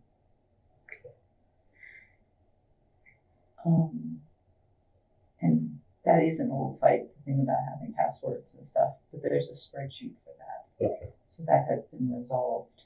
And then, obviously, you had told us about the credit card issue. Yes. And then there was a note. There was a note because he wanted a copy of the current, and it wasn't. Okay, so that note was, he'd asked me 2 questions. We want to sue somebody, so I'm supposed to be getting a lawyer for this, and I haven't gotten around to it. So he was mad about that. That was a couple of weeks ago. But it wasn't any big deal. But the MasterCard thing, when I called to get a current one, because I don't get them, it was in between cycles. So I had to tell him we have to wait for 7 to 10 working days to get one. So that satisfied him as far as that was an old fight. Okay. That was just a new note. Well, somewhere there might have been the original note. When did he write that note? That note, gosh, last Tuesday. I think it's been probably about a week ago. Okay. So or it might have been actually Friday, because he usually writes me those little cryptic notes on Fridays, because I don't work on Fridays, because he expects me to take care of it on Friday. So maybe it was Friday, but I really think it was Tuesday for some reason. I don't know why. Okay. So here's kind of where we're at. Is Obviously something bad happened today, right? I think you'll agree with that. I don't know because I wasn't there. The only people there were you and Kenneth, but it seems like there might be a piece that you either don't remember or you don't want to share with us for whatever reason. But barring a fight and barring anything like that, still something happened today. A firearm was involved and a death was caused. In looking at your story and everything you've told us, it rises to the level of a manslaughter. So you will be arrested today. Okay?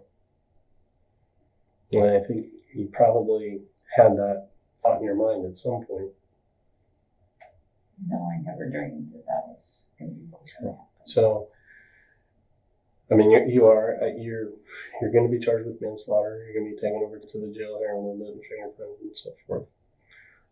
You'll be given options as to, I don't know if it's a bailable offense or if you just have to see the judge tomorrow for him to set bail for you. My concern, though, is there was something else that happened that you're not willing to share with us, and we're left to speculate as to, was it an argument gone awry or anything like that that could change the perspective of this manslaughter. I'm telling you that I did not intentionally kill my husband. Okay. I'm telling you everything that I can remember. Was he? If this is what you have to do, then Did he? So you told us he left, and then you went and got the gun. Yes. Okay. And you got the gun from the bedroom? Or did you get the room from the gun the room we call the closet, Okay. where the case was. And was it already loaded at that point? Yes, because I had loaded it earlier. After I got out of the shower, he was in the kitchen making breakfast, and I loaded it at that point. Okay. I knew what I wanted to be doing. I wanted it all ready. So then I put it back in the case, and the case wasn't sitting where it's sitting now. There's a little footstool there, and I set it on that and covered it up with my railroad because I didn't want him to see it. Because he would wonder why it was sitting there. So when did it get uncovered? After he left, I went back down the hallway, Oh, I see. set it out, took the gun out. And he had left. Is there any chance he went out into the shop? There's a lot of chances. I don't think he left the house. I thought he was leaving. He said goodbye. Yeah, out in that shop area, there's a stereo. Is that stereo? Does he usually leave that on at night? Or Yes, he said all Okay. the time. all right. But you didn't hear that truck start up at all. No.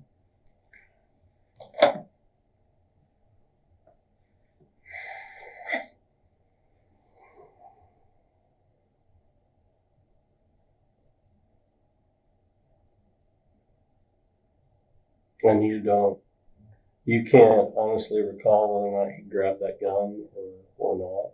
No.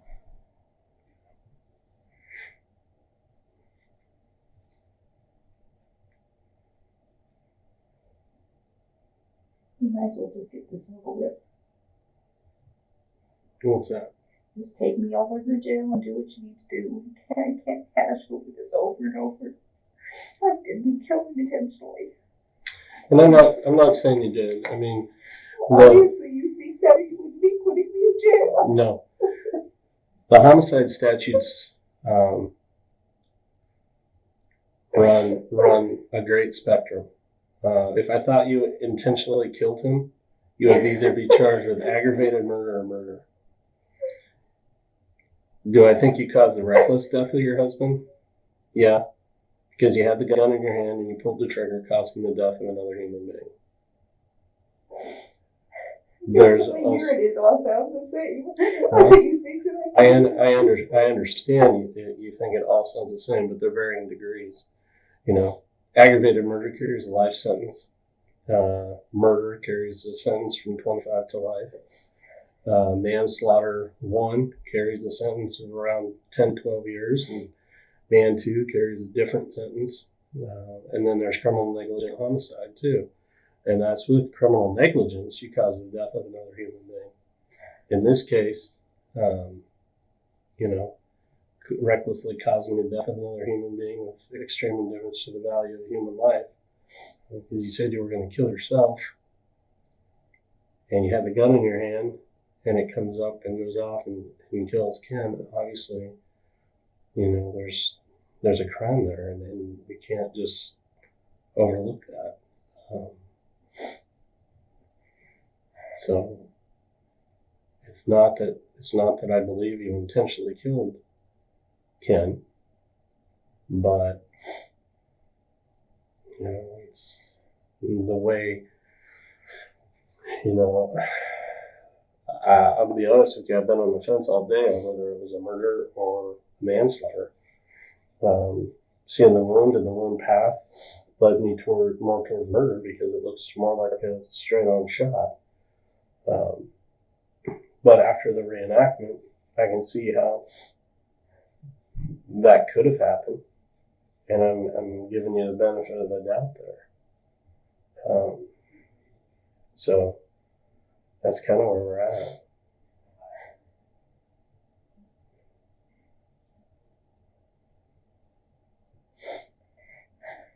Did you call his family? We've been talking to his family all day.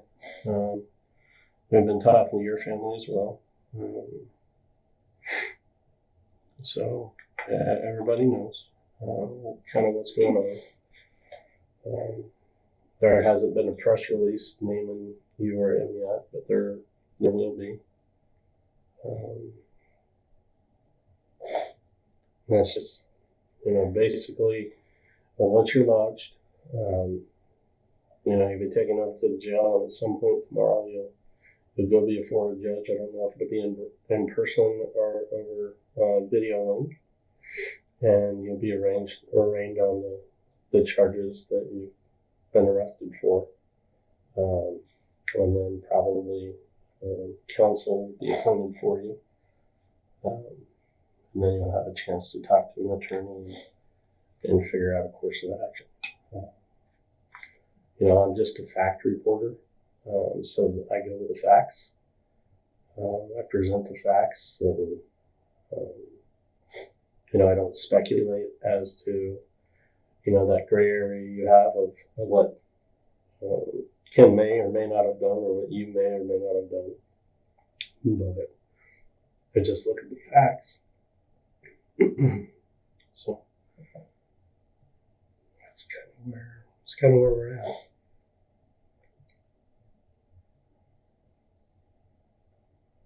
Well, at some point I have to find somebody to take care of the dog.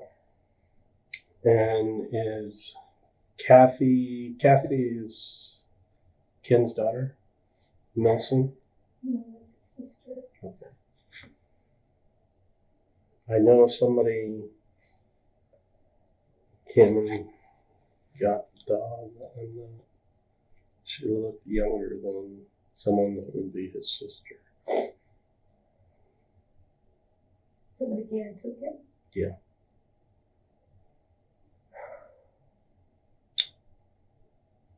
And I'll find out the name of that person. Must have been Danielle.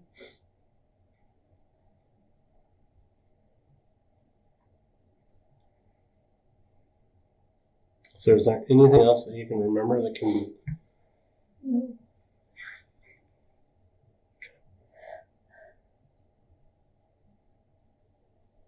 No, I tried whenever the cloudy rains.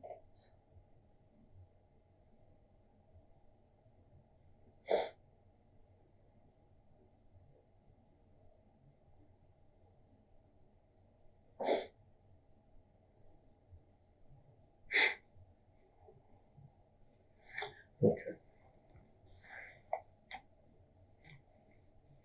All right, we'll be back in a few minutes, okay? Roberta Samard's manslaughter charge was eventually changed to murder. A jury found her guilty, and she was sentenced to 25 years in prison. Her earliest possible release date is 2040.